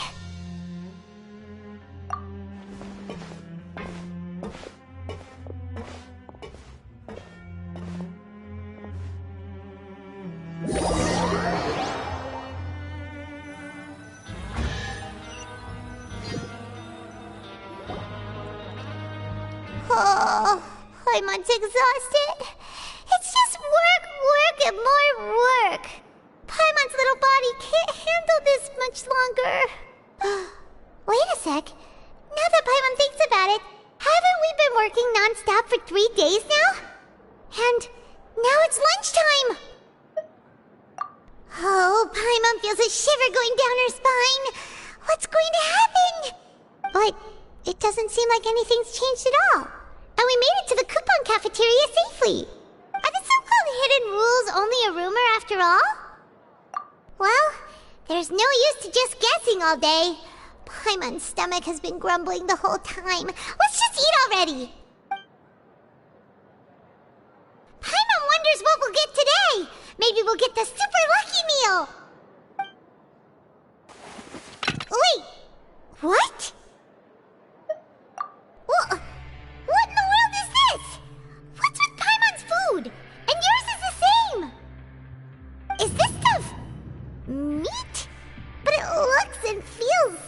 bizarre! What kind of chef would make food like this? What do you think is going on? Is this the bad thing that Rowan was talking about? No, stop right there, Paimon gets what you mean, just don't say it! Hey, isn't that Woolsey over there? He must have made the food, right? So let's just ask him about the food and be done with it! Hey, Woolsey, have a moment? What is it? I'm about to go report the numbers for today's free meal, so you'd better make it quick. It's about the meat in our meals. Look, does it seem normal to you? The meat? Oh, that. Looks perfectly fine to me. Totally normal. You better hurry up and shout out. How could this be fun? Hey, don't leave! You barely even looked at it! Hey! Ugh, what should we do now? Woolsey wouldn't even give us the time of day. Is he trying to hide something? Yeah, looks like we have no other choice. Paimon was positively famished a minute ago, but now she's lost her appetite.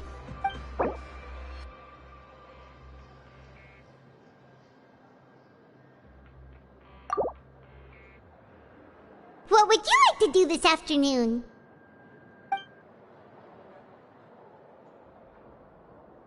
Yeah, Paimon felt like some of the people here were a little strange the moment she saw them.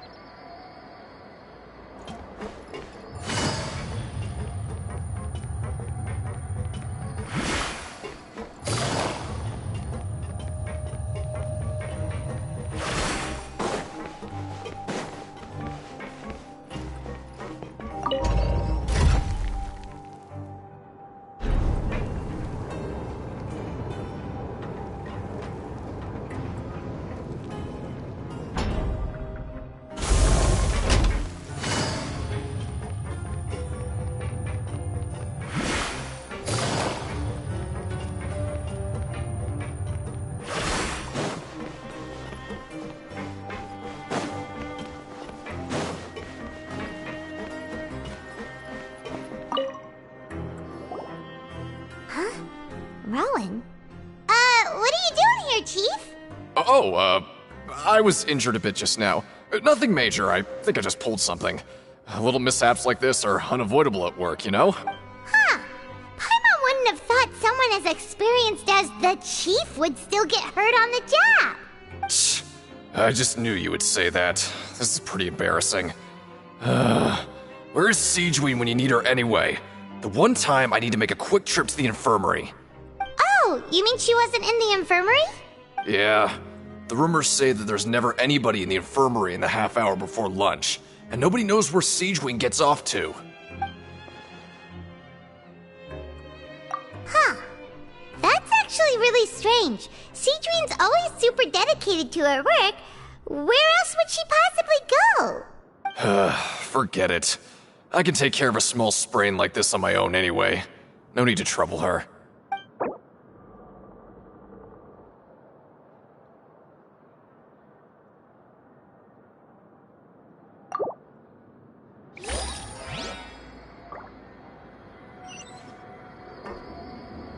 Take it easy.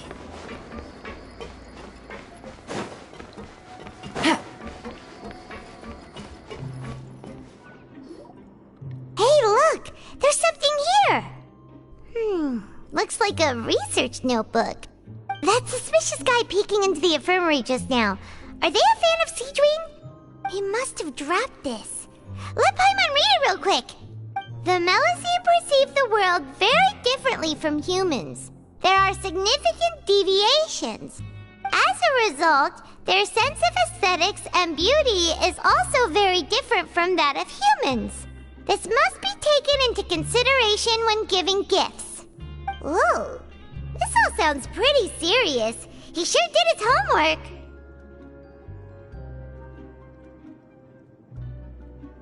And as for the notebook, let's take it.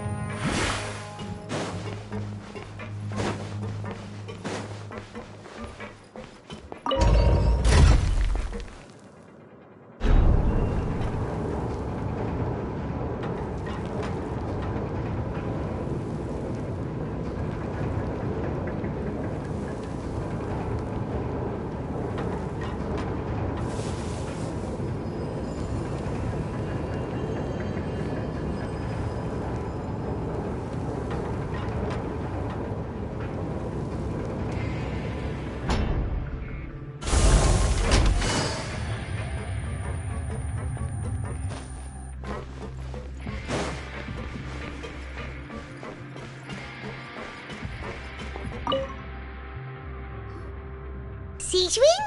Aren't you supposed to be in the infirmary? What are you doing in the production zone? Hello, Traveler. Paimon. Everyone's usually busy around now, and we don't have any patients to look after in the infirmary. I thought I'd come here and enjoy the sight of everyone hard at work. Enjoy? What's there to enjoy here? It's really worth watching. I often stand here and observe everyone. Humans are just so interesting and adorable. I like to watch your expressions while you work. Are you talking about pets or people? Oh, I can see why you think that, but you shouldn't jump to conclusions. See, we Melazines are a different species, and we see the world very differently from humans. It's very easy for me to observe everyone's condition. All it takes is one look, and I can tell which workers are exhausted. Wait, Melazines can see that? Huh. That does sound useful for being a nurse. Yes, running around tending to everyone's health is very fulfilling.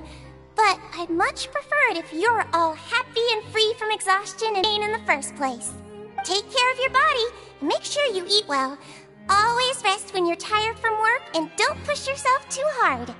We'll definitely take care of ourselves. Thanks for the reminder.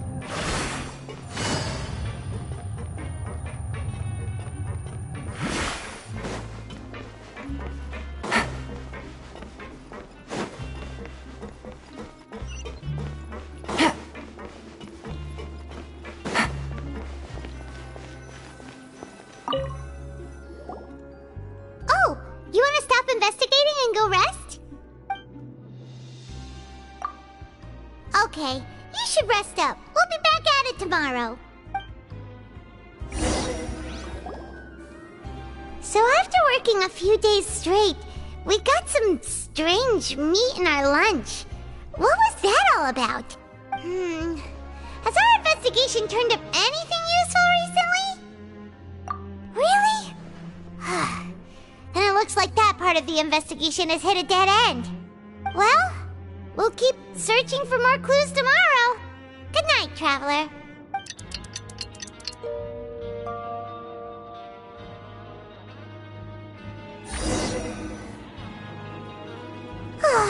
The dawn of a new day. Paimon feels like we're getting used to life as convicts. Is that a good thing or a bad thing? What do you have planned for us?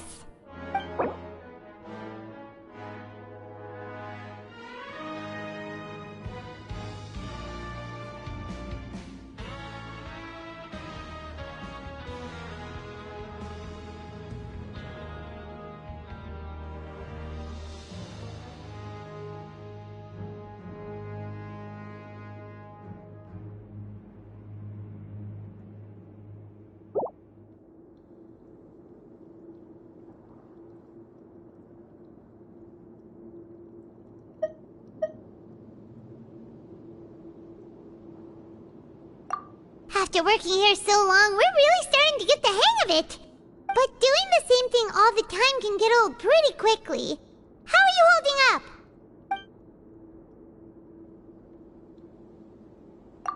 Yeah, it's good to kick back and relax once in a while.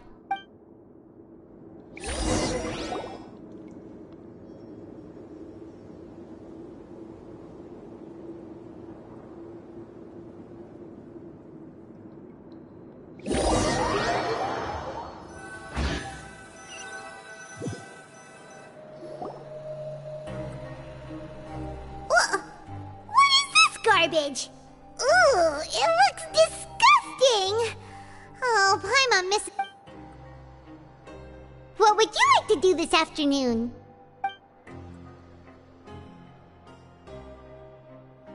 Knowing child, he must have been there all the time.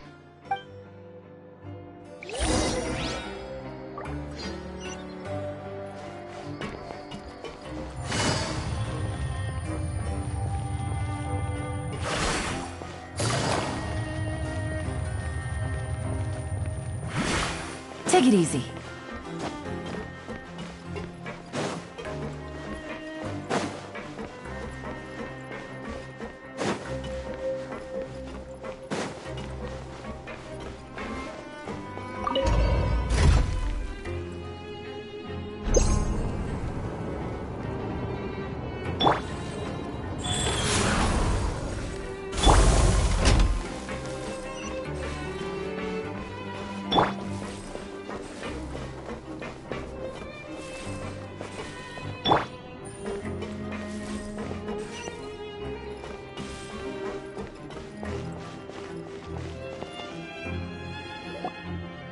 Oh, you must be the Traveler, huh? Sorry, mate, but competitors as strong as you are prohibited from participating. I don't make the rules, mind you, but I was given very specific instructions. Even convicts value their lives, don't they? I hope you can understand. But we have a game here that'll let you show off your strength, and you'll even earn some credit coupons in the process. What do you think? Interested? And if we lose the game, will it cost us credit coupons? Of course. That's the cruel reality facing every competitor in a place like the Pancration Ring. Okay, great. Let me walk you through the rules. The targets in front of you will pop up one after another. You'll need to hit the targets in the same order that they popped up. If you can complete a few rounds in a row with no mistakes, then you'll win credit coupons. But the second you mess up the order, you'll lose. Game over. The game costs 300 credit coupons to have it go. So, you up for it? Thanks for your patronage, mate. Now, let the game begin!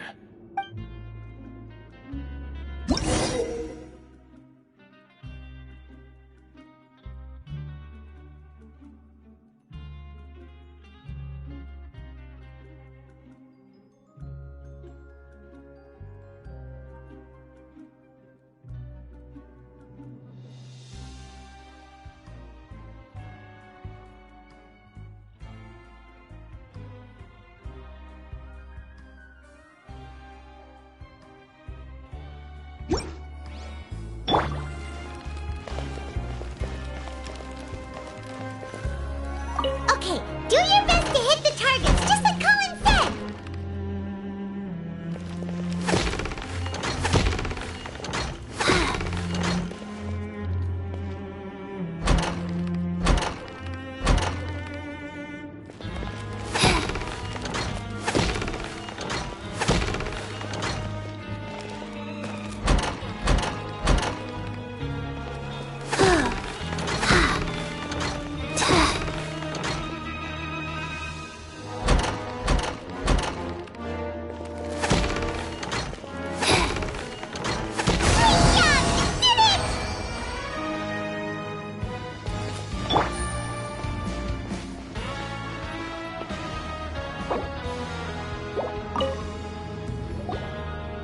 Your strength really shouldn't be underestimated.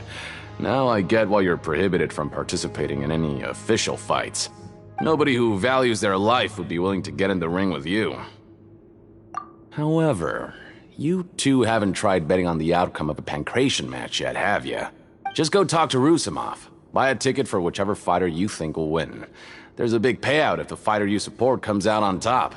But we don't know anything about the fighters. How can we possibly know who to support? That's normal. Just watch a few matches and get a feel for the fighters. It won't be long before you can pick winners in your sleep. He's got a point. Why don't we give it a try? If we have enough coupons, we could probably bet at random until we figure everything out. Bet at random, huh? Well, how should I put it? It's not like you can't do that, but I'd advise you to give it some more thought first.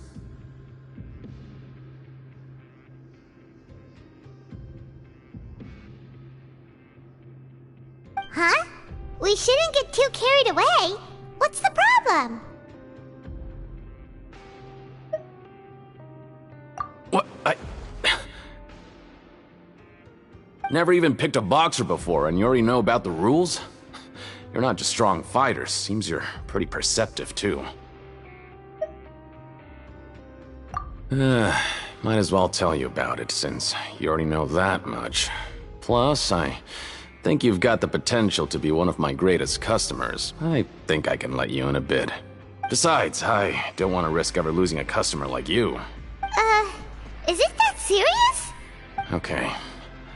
The hidden rule here is, if you buy both boxers' tickets and support them both, something bad will happen the next morning. So the rule is that we shouldn't pick both boxers in the same fight, but if anyone actually did that, wouldn't they be guaranteed to lose coupons? Who would do that anyway? And what do you mean by something bad will happen? How would I know? Not like I'm stupid enough to do that.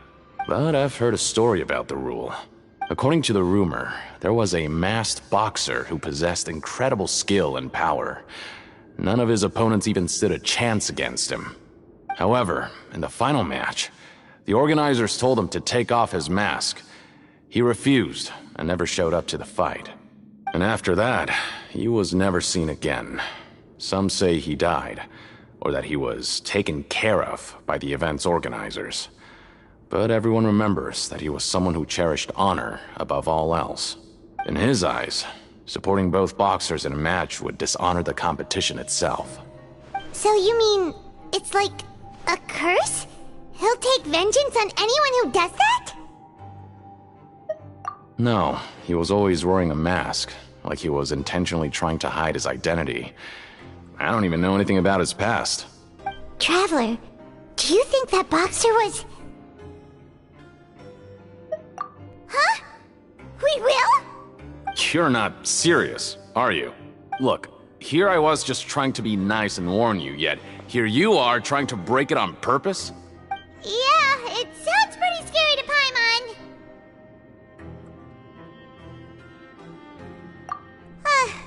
Seems you've made up your mind. Just be sure to protect Paimon, okay? Betting on both fighters will set you back about 3,000 credit coupons. If you have enough, then go ahead and give it a try. Just don't come running back to me if something happens.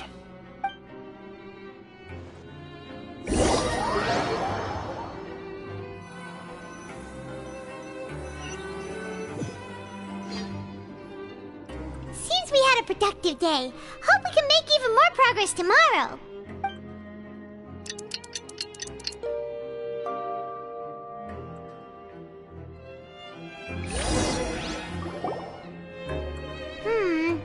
Maybe we can make some progress in our investigation today. What do you have planned for us?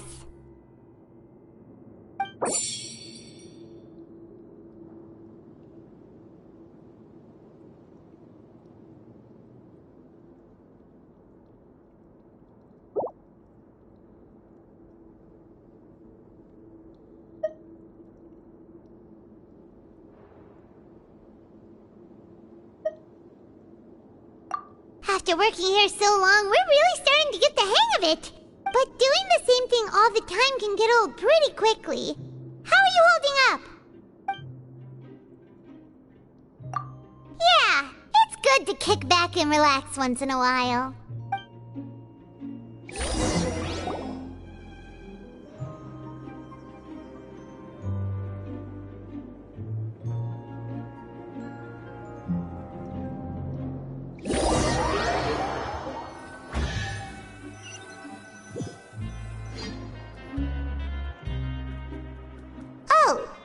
just a regular meal set.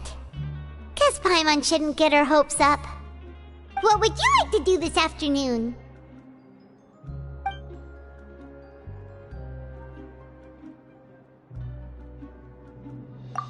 Maybe we'll be able to find some leads there.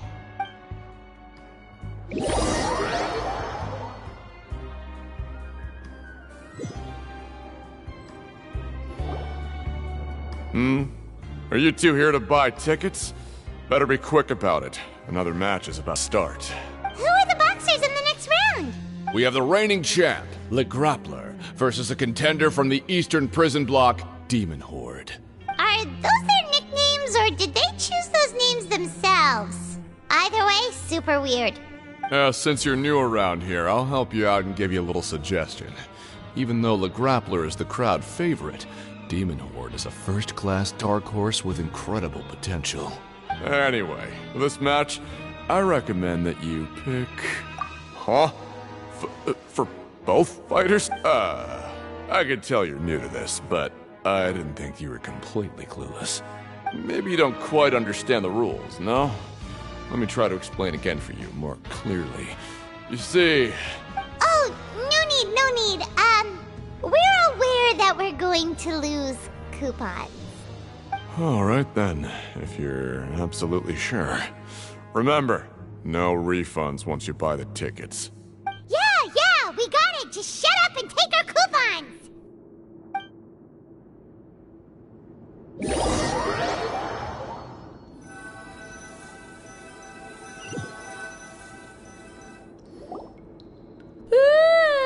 We woke up so early today that Paimon's been nodding off all afternoon. Good thing it's finally time for bed.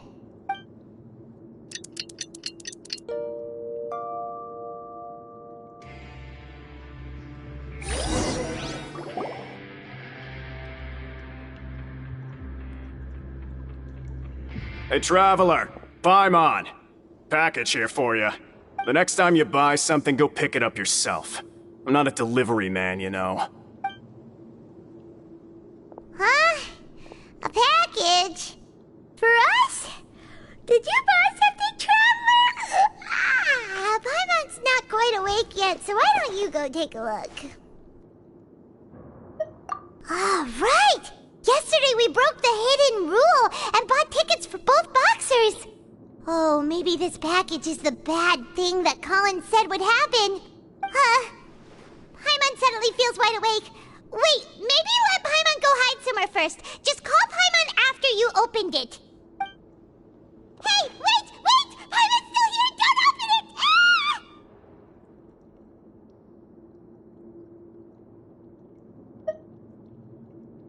Huh? What is it? Are you okay? Let Paimon take a peek too. Oh, it's just a small bottle.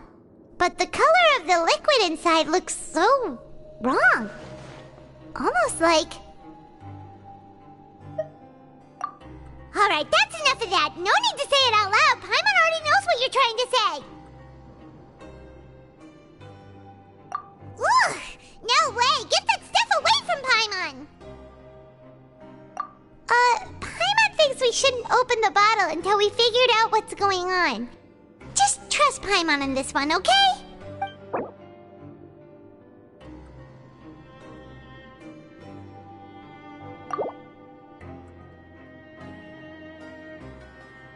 What do you have planned for us?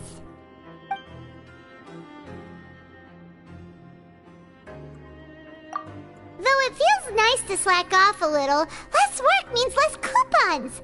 Let's make the most of our morning.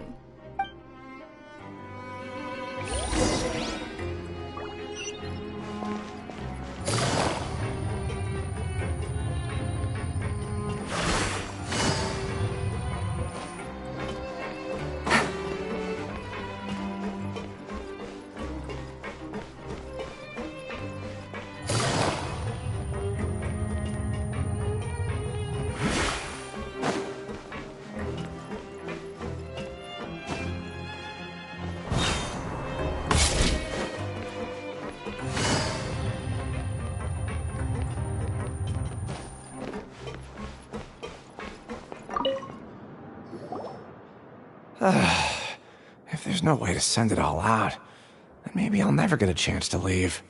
Who are you? We've never seen you before, and you don't look like a fellow convict.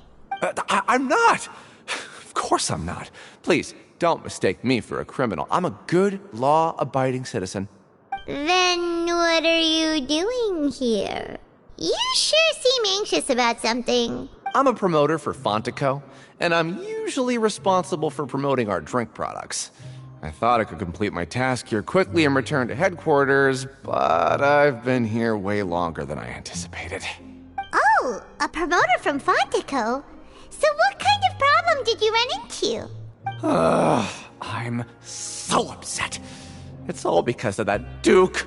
After discussing the company's promotional plans with him, he told me outright that my project was worthless. However, in light of our long history of successful collaboration, I still tried to patiently explain the details. However, to my surprise, he just cut me off while I was speaking. Let me take a moment and recall his exact words. I'm just gonna stop you there and say no. If anything, I'm saving you time. It seems you don't fully understand the value of credit coupons here, nor do you understand the value of your own products. The former is because you are from the overworld. That's understandable, and I don't blame you for that. But as for the latter, only someone monumentally stupid, so breathtakingly stupid, that they were completely ignorant of the value of credit coupons, despite living in the underworld, would ever possibly consider buying your drink. Let's just forget it. Anyway, that's how he rejected my proposal and asked me to come up with another solution with the condition that it doesn't cause any trouble for him. Can you believe that guy? Well, he is the head honcho here. Not much you can do about that. We met him too and could tell that he's the kind of guy that's hard to pin down. Fine. I know I should just let it go. I'm on his turf after all. His house, his rules.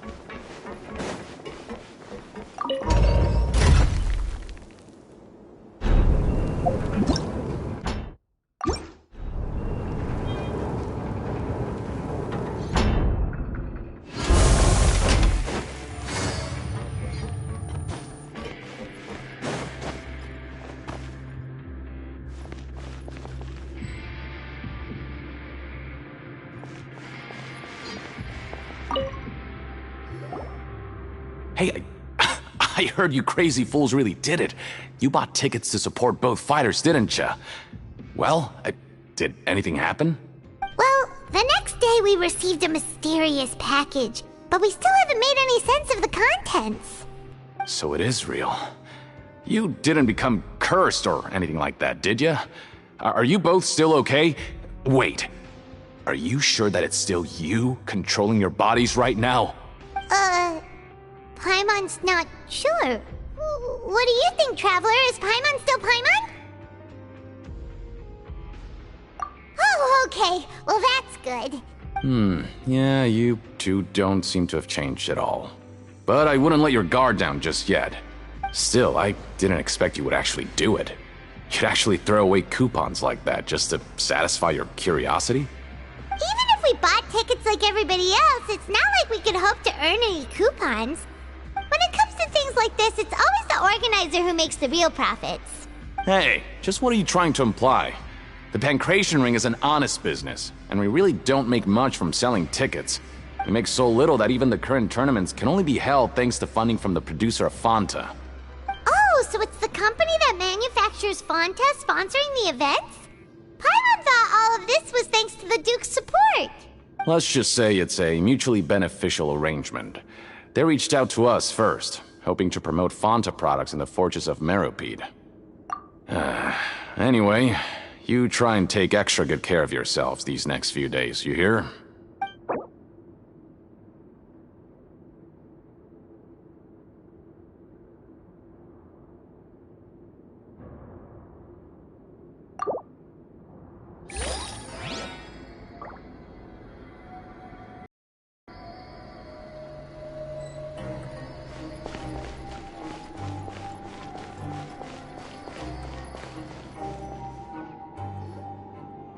Hey, what are these papers scattered all over the ground? Are they registration forms or something? Maybe not. Every page has the Fontico symbol on it. Maybe it's some flyers from the company. Okay. But if someone catches us, they could accuse us of trying to steal the company's secrets, couldn't they? Oh, you're right. Guess there's nothing to worry about then. Let Paimon have a look here. Without assistance from the Fontaine Research Institute, development of the new product has been slow, and some researchers on the project have voiced concerns. We have no choice but to let the new product undergo the first phase of promotional trials without a designated name or packaging. We will adjust the direction of future development according to feedback. We have decided to only conduct closed, small-scale trials for the time being. Sure doesn't seem like anything unusual. The company is just trying to develop some new products besides Fanta. But it sounds like things aren't going well at all. Let's put these papers back where we found them and make it look like nobody went through them. Okay, good.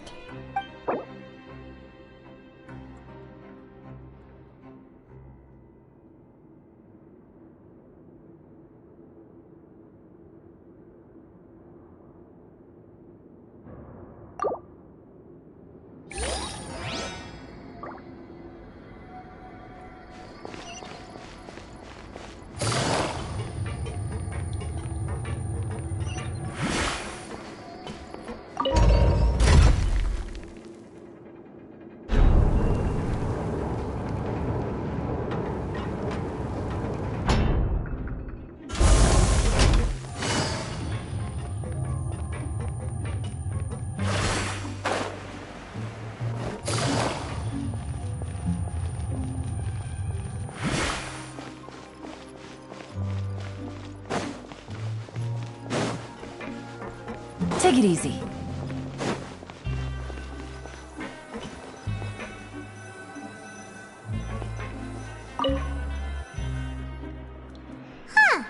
We ended up here without even thinking about it. Wanna grab something to eat?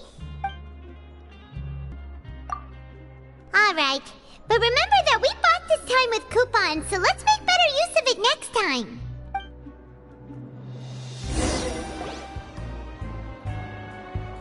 Whoa! Isn't this the super lucky meal? Looks like hard work really does get rewarded. Paimon's gonna take her time and savor every bite. What would you like to do this afternoon?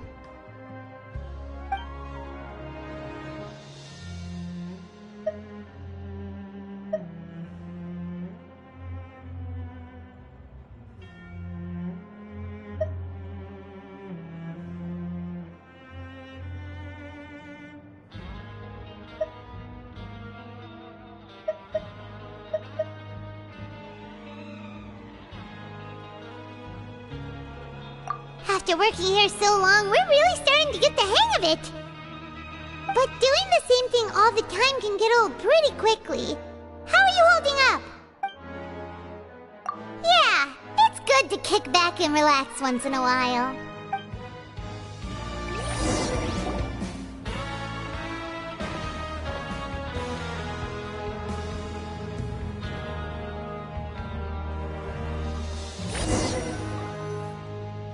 A mysterious box? A bottle of crimson liquid? Paimon still doesn't know what to make of it. Do you have any ideas, Traveler? Really? Then it looks like that part of the investigation led us nowhere. Well, maybe we'll have better luck tomorrow. Good night, Traveler.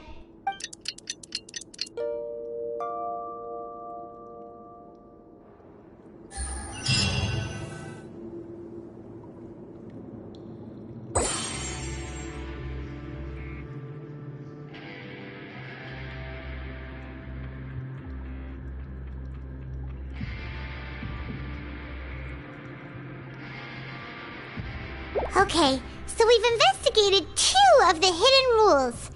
Paimon didn't think this prison would have so many weird things going on. We'd better pick up the pace with our investigation, otherwise we'll never get anywhere. Yeah, let's skip work for now and put our time to good use.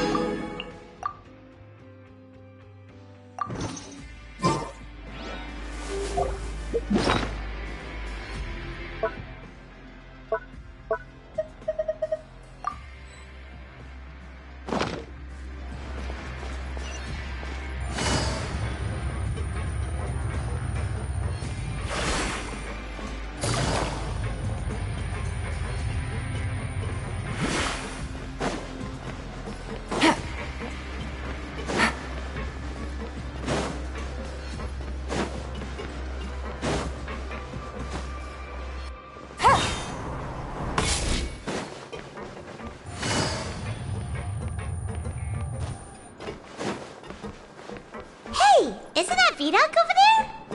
Huh. Is it just Paimon, or are there fewer people than usual here today?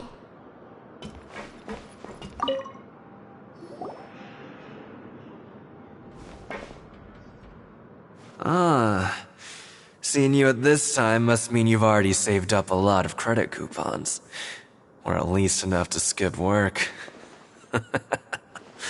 Seems you're getting into the swing of things around here. Impressive. Very impressive. So, now can you tell us about the hidden rules you know? If that's what you want to know, I guess you couldn't have come at a better time. Huh? What do you mean it's a good time? Leonid and those other pesky broke urchins have all gone to work in the production zone.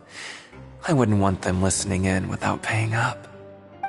We get it! Just tell us already! So, you know those pipes that make strange sounds?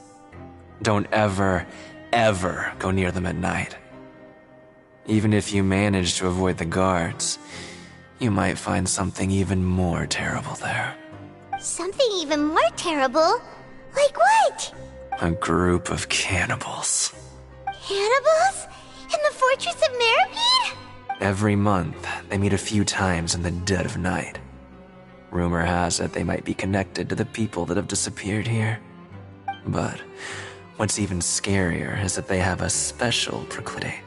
Since they have no way to dispose of the leftover remains, they have ways to transform them into other forms and keep them in the fortress forever.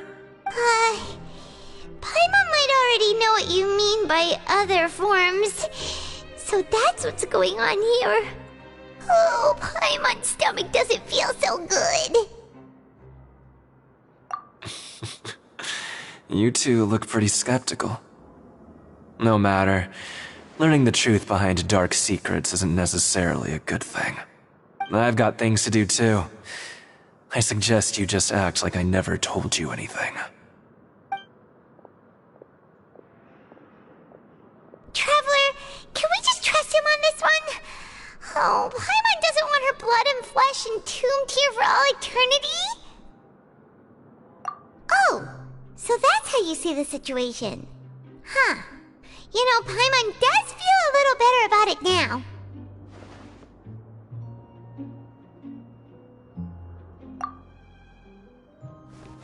When will all the secrets end?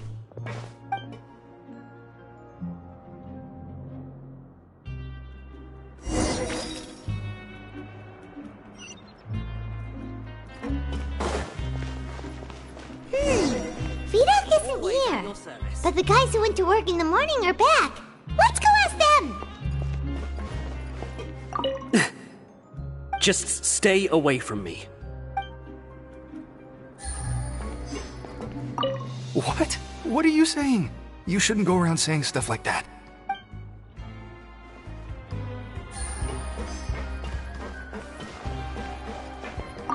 What are you talking about?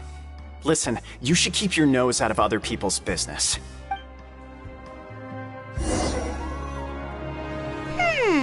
Their attitude sure is suspicious. Like they're trying to avoid us.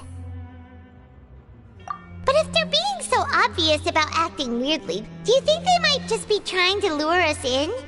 Oh, this is all getting way too creepy for Paimon. So you mean we still need to investigate some more? Okay, if you say so.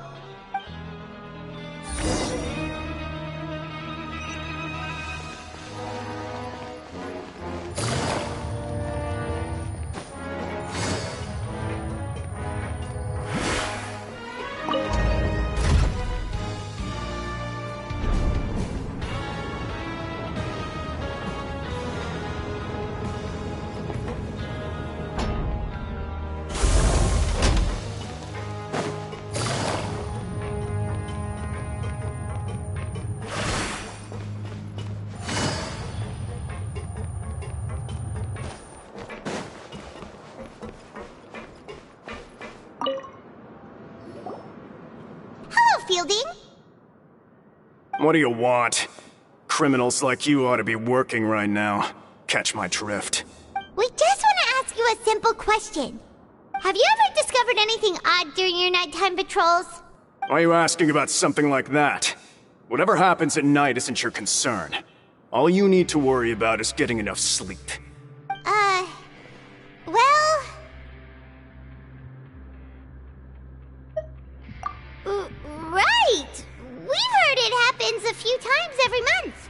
Paimon has sensitive ears, so it makes it hard to sleep. Really? I see. But it's not like I'm on duty every night. And now that you mention it, I recall my colleagues talking about something like that before.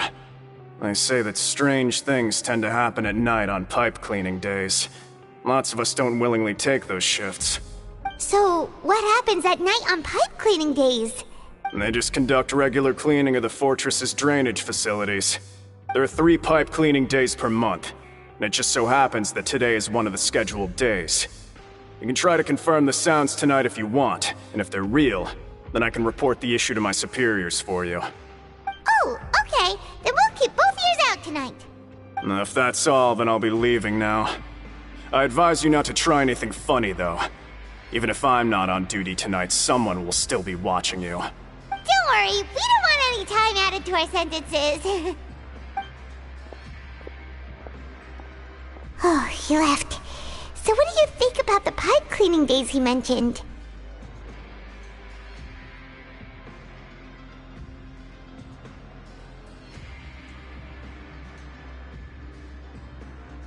Right, both are a possibility. But Fielding did say that tonight is a cleaning night. Paimon knew you would say that. Alright, sounds like we'll be up all night tonight then. Paimon just hopes the guards don't catch us.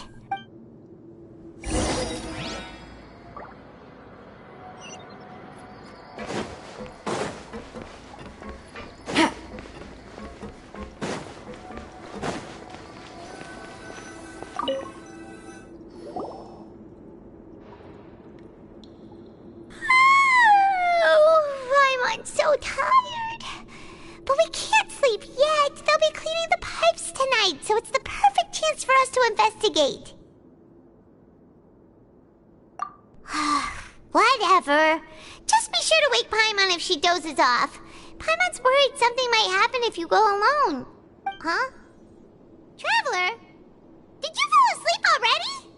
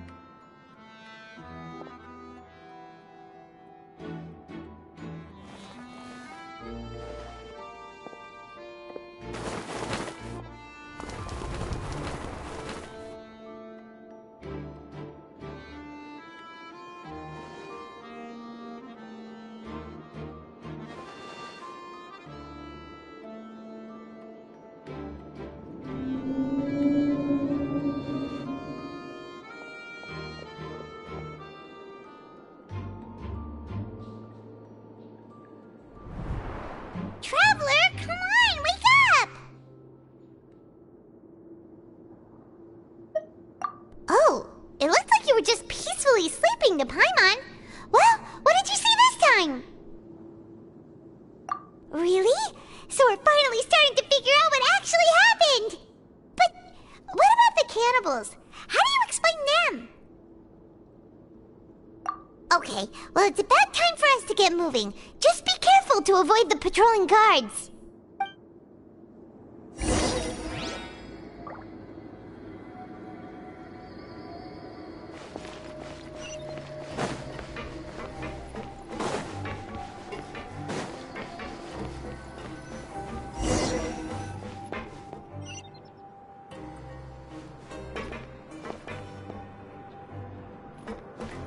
Shh! Careful!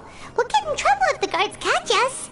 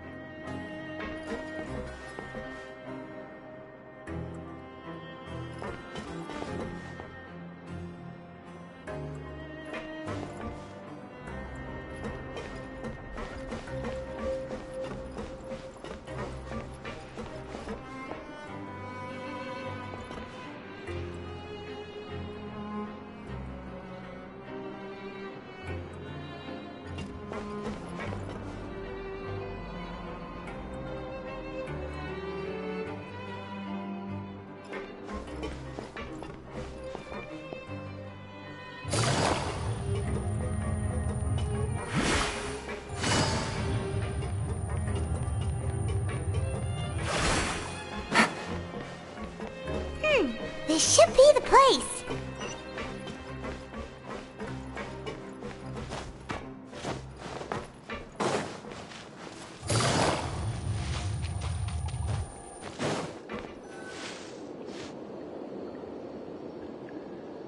What? I know you. You were the ones we saw. Huh. You've got guts showing up here. You know who we are, right? You'd better leave now. Ain't nobody coming here to save you. What'd you say? Yeah, so what if they were? If you push us, we can make those rumors a reality at any time. Hey, what's the point of all those rumors anyway? What exactly are you trying to do? I don't have to tell you anything. If you turn around, go back to the dormitories and act like you never saw anything, then I'll pretend that you never showed up here. Yeah, scram. Nothing worth seeing here. Huh? What did you say? Isn't that exactly what Boss said when he left? Hey, do you know our boss? Whoa. We had no idea our boss was such a big deal. He always kept his identity a secret. So, did he have you come here to find us? Oh, so you're Child's crew here? Seems like he had no problem fitting in. We're the only ones who heard him say those words when he left that night. So, unless he somehow told you those exact same words after that... All right. I guess that's proof enough for me. I believe you. Wow! Those dreams of yours sure come in handy! We gave him the business for a while, and would always give him a hard time when he first came to the Fortress of Meripede.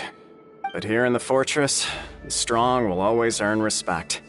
He was working the longest hours and racking up wins in the Pancration Ring. You could always see how amazing he was, even when he was teaching us a lesson. So eventually, we all decided to follow him. But one day, he suddenly told us that he had to find a way to escape this place, no matter the cost. He said it was because he heard that call again. And as his crew, if the boss wants something, then it's our job to get it done. So, we got to work, and used the hidden rules that were here to make up and spread the rumor about the cannibal rule. We just wanted to give him a better chance of escaping on a night after the pipes had been cleaned. Oh, thanks to your rumor, nobody would want to come anywhere near here, prisoner or guard. Wow. It sure is easy to exploit people's fear of the unknown. But hasn't Child already escaped? Why are you all still coming here after pipe cleaning day? Because as far as we know, the pipe he went into isn't actually an exit. It should be a dead end. It leads to an abandoned factory area, and even if there were a way to escape from there into the sea, we're still way too deep. No one could ever reach the surface alive. But Boss still insisted on going in. It's like he was obsessed about it. So we told him that we'd pretend as if he never existed while he was gone, and that if he wanted to come back, he should wait for nighttime on a pipe cleaning day. That way, we could meet him here and help cover the whole thing up. So you come and wait here through the night a few times a month just because of that promise? Yeah, but it's been so long now. We already know in our hearts that he must have managed to escape somehow. Is it also possible that something unfortunate happened to him? Nothing could ever defeat Boss or slow him down. That's one thing we know for sure. Okay. Paimon was just brainstorming possibilities. Alright. Keep quiet and follow us.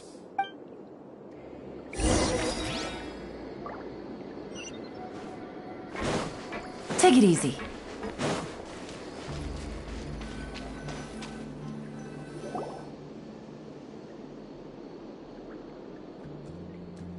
The way up from here has been sealed off. It's impossible to get through. Boss left by going down from here. It wasn't full of water at the time. Later, we came back hoping to have a look. That's when we found out it had been completely flooded. It's impossible to navigate unless you're an extremely skilled diver. Do you think Child got trapped by the water? Not likely. We all know that Boss was an incredible swimmer. Really? Then have him come investigate, pronto. Just be sure to tell us if you get any news about Boss. It's getting late. We should leave before the guards come this way. Yeah, we learned a lot about what happened to Child here. Let's get going!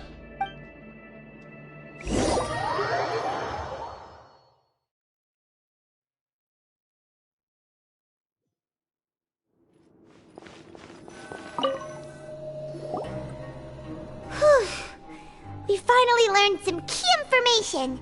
Seems all of our investigative work has finally started to pay off. When you said you knew a diver, you were talking about Fremine, right? If we ask Linny, he'll definitely have Fremine help us. Ugh. Why is Child like this? What was he doing going into the pipes? Not making our jobs easier, that's for sure. Fortunately, though, it seems like it's only a matter of time now before we find out what really happened. Now that we can finally relax, I'm starting to feel super sleepy. Let's try to get some rest while we still can. Nighty-night, traveler!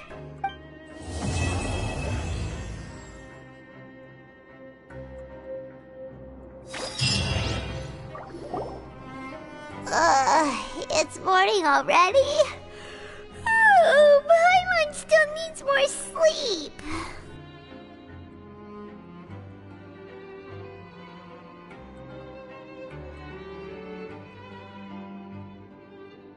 Huh? Wait, look over there! Isn't that... It's one of Linny's cards! Let Paimon see what's written on it! Maybe you haven't heard, but today's the monthly free day. Everyone has the day off today, which makes it the perfect time to do some investigating. It's been a while since we last talked. Have you been making any progress lately?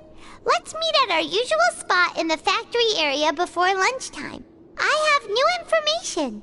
Ooh, today's our lucky day. We have the day off. From the sound of it, Lenny's been making progress with his investigation. Wonder what he's discovered. We still have some time before we meet up. Let's talk with the people here for a bit more before we go.